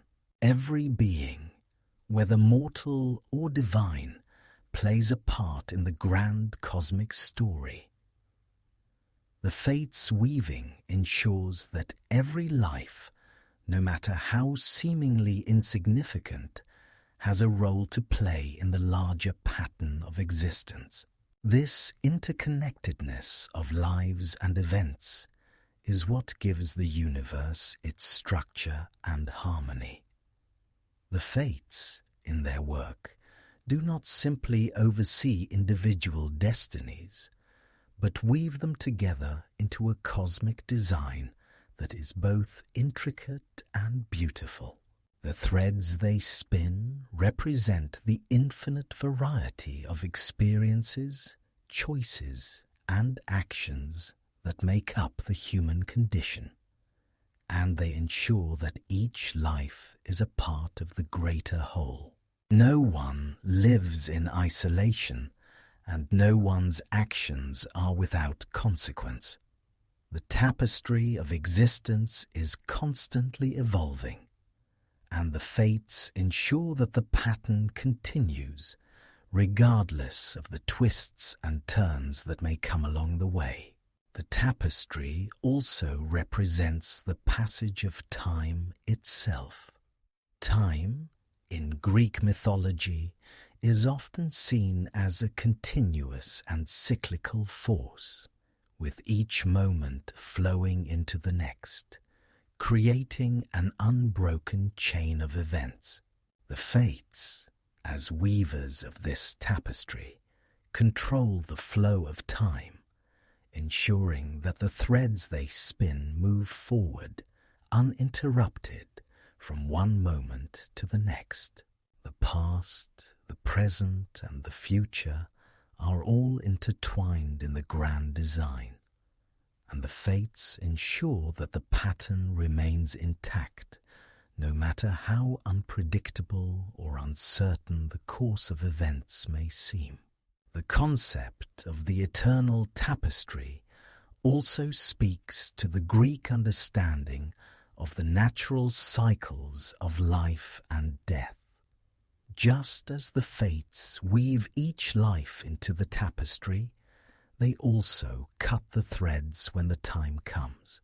The cutting of the thread by Atropos does not represent an end, but rather a transition, a return to the cosmic whole. Death, in this sense, is not an interruption of the tapestry, but a natural part of its ongoing progression. The cutting of one thread allows the tapestry to continue as new lives are spun and woven into the pattern. The fates ensure that the cycle of life, death, and rebirth continues, with each new thread adding to the complexity and beauty of the design. In this way, the tapestry is not just a symbol of individual lives, but also a symbol of the eternal cycle of existence. The threads may be cut, but the tapestry is never unraveled. It is a continuous and ever-evolving pattern, with each life contributing to the whole. The fates, as the weavers of this eternal tapestry, ensure that the cycle of existence remains unbroken, regardless of the individual twists and turns that each thread may take. Every life, every event, and every moment is part of the larger cosmic design, and the fates ensure that the pattern remains intact no matter what. The tapestry also represents the idea of destiny and free will in Greek mythology. While the fates may spin and measure the threads of life, they do not dictate every choice or action that individuals take. The fates are not omnipotent beings who control every detail of existence. Rather, they are the guardians of the larger cosmic design, ensuring that the fundamental patterns of life, death, and rebirth continue. Mortals and gods alike have the freedom to make choices, to act according to their desires, and to shape their own destinies. But in the end, the fates ensure that the larger design is upheld, that every life, every moment, and every action is woven into the eternal tapestry of existence. In this sense, the tapestry is both a symbol of destiny and of choice. The threads that the fates spin represent the paths that individuals take, and while those paths may be influenced by the fates, they are also shaped by the choices and actions of the individuals themselves. The fates are not tyrants who impose their will upon the world, but rather the weavers of a design that is both predetermined and open to interpretation. The tapestry is not fixed. It is constantly evolving, shaped by the choices of gods, mortals, and even the fates themselves. In the end, the eternal tapestry is a symbol of the cosmic order, the interconnectedness of all things, and the delicate balance between fate and free will. The fates, as the weavers of this tapestry, ensure that the threads of life continue to be spun, measured, and cut, creating a design that is both beautiful and inevitable. Every life, every action, and every moment is part of the greater whole, and the fates, with their quiet, impartial presence, ensure that the cosmic story unfolds in accordance with the natural laws of existence. The fates, with their unrelenting control over the threads of life, death, and time, represent not just the ultimate arbiters of destiny, but the eternal legacy of all existence. As the weavers of the universe's tapestry, their influence extends far beyond the lives of individual mortals and gods. They are the silent architects of the world, ensuring that every moment in time, every soul and every being plays its part in the grand design. Even in their silence, the Fates are the most powerful force in the cosmos, for it is through them that the legacy of all things is woven into eternity. As we reflect on the role of the Fates in Greek mythology, it becomes clear that they are not merely responsible for the lives of gods and mortals. They are the custodians of the natural order. The Fates ensure that every being, every event, and every cycle of life and death contributes to the grand story of the universe. The lives of heroes and the rise and fall of civilizations are not isolated occurrences, but part of a larger, interconnected narrative shaped by the Fates themselves. From the birth of the gods to the final moments of existence, the Fates govern all, and through them, every action and every decision is linked to the greater cosmic design. The legacy of the Fates is one of balance and continuity. They are the embodiment of time's cyclical nature, ensuring that the past, present, and future are all part of a seamless flow of existence. The thread of life, once spun, continues its journey, and when it is cut, it makes way for the next thread to be spun. The Fates govern not only the lives of individual beings, but the rise and fall of entire worlds, the cycles of creation and destruction that are inherent to the universe. In this sense, the Fates are the ultimate caretakers of existence, maintaining the balance that ensures the continuity of life, death, and rebirth. The Fates also embody the idea of legacy in a more personal sense.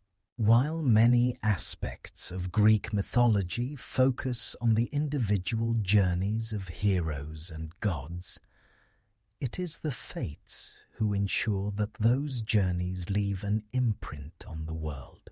The greatest heroes, Achilles, Heracles, Perseus, and others, are remembered not just for their feats, but for the way in which their lives were woven into the larger story of the universe. Their destinies, though often tragic or tumultuous, are integral to the legacy of existence. The Fates, through their work, ensure that the legacy of these heroes is eternal, for the threads they spin continue to influence the world long after the individuals themselves are gone. This idea of legacy extends to the moral lessons embedded in the Fates' design. The stories of Greek mythology are filled with heroes, kings, and gods whose choices shape their fates. But the ultimate lesson of these stories is that, while individuals may have the power to make choices, those choices are always subject to the greater cosmic order. The Fates do not simply reward or punish. They ensure that every action is part of a greater moral design. The legacy of each hero is shaped not only by their actions, but by the larger balance that the Fates maintain. Their legacy is not one of random events, but of purposeful, interconnected choices that contribute to the flow of existence. The Fates' legacy is also intertwined with the concept of time itself. They are the keepers of time. the guardians of the eternal cycle that shapes all things. The passage of time, as governed by the fates, is not a mere unfolding of moments, but a continuous, purposeful movement toward completion. The fates ensure that time flows in a way that allows each being to fulfill its role, and they are the ones who maintain the rhythm of existence. From the birth of the universe to its eventual end, the fates are the ones who control the pace, ensuring that all things come to their proper conclusion. In Greek thought, the legacy of the fates also highlights the idea of acceptance and understanding. The heroes and mortals of myth often struggle with their fates, attempting to defy or resist the inevitable. But in the end, the true heroes are those who accept their destinies, who recognize that their lives are part of a larger cosmic plan. The fates, in their impartiality, remind us that our lives are not just individual stories, but part of the greater narrative of the universe. To understand and accept the legacy of the fates is to understand the interconnectedness of all things. The ultimate legacy of the fates is the continuity of life itself. They ensure that the universe, despite its challenges and trials, continues to move forward. The universe is not static. It is a living, breathing entity, shaped by the threads the fates weave. Through their work, the fates ensure that each generation, each cycle, and each moment contributes to the ongoing story of existence. Even as one life ends, another is born, and the threads of fate continue to intertwine, creating a story that is ever unfolding. In the end, the fates leave us with the most profound legacy of all: the knowledge that, while we may not control our destinies, we are an integral part of the greater cosmic design. The fates remind us that life, in all its complexity, is not a random series of events, but a carefully woven tapestry. Every action, every decision, and every life is part of the larger story of the universe, a story that continues to unfold through the eternal work of the fates. As we come to the end of our journey through the world of the fates, we are reminded of their profound and eternal role in shaping the universe. They are the weavers of destiny, the silent forces that govern not only the lives of mortals and gods, but the very flow of time and existence. Their work is the thread that connects all things, from the smallest moment of life to the grandest cosmic event. The fates remind us that we are all part of a greater design, and that no life, no action, no event is without purpose in the larger tapestry of the universe. In Greek mythology, the fates are the embodiment of the natural order, the forces that ensure that life continues in its cyclical dance of birth, death, and rebirth. While we may strive to change our destinies, to make our own choices, the fates remind us that there is a greater plan at work. Our lives, though full of personal meaning, are also part of a cosmic design that is as old as time itself. May we take from this journey a deeper understanding of the interconnectedness of all things. And may we embrace the knowledge that, while we may not control our fates, we are part of something far greater than ourselves, a vast and eternal story that continues to unfold in ways both seen and unseen, woven by the fates. Thank you for joining me on this journey through the fates, where we learn that destiny is not merely a force of inevitability, but a reminder that every thread, every moment, has its place in the grand cosmic design. May we all find peace in the knowledge that our lives are part of this eternal tapestry,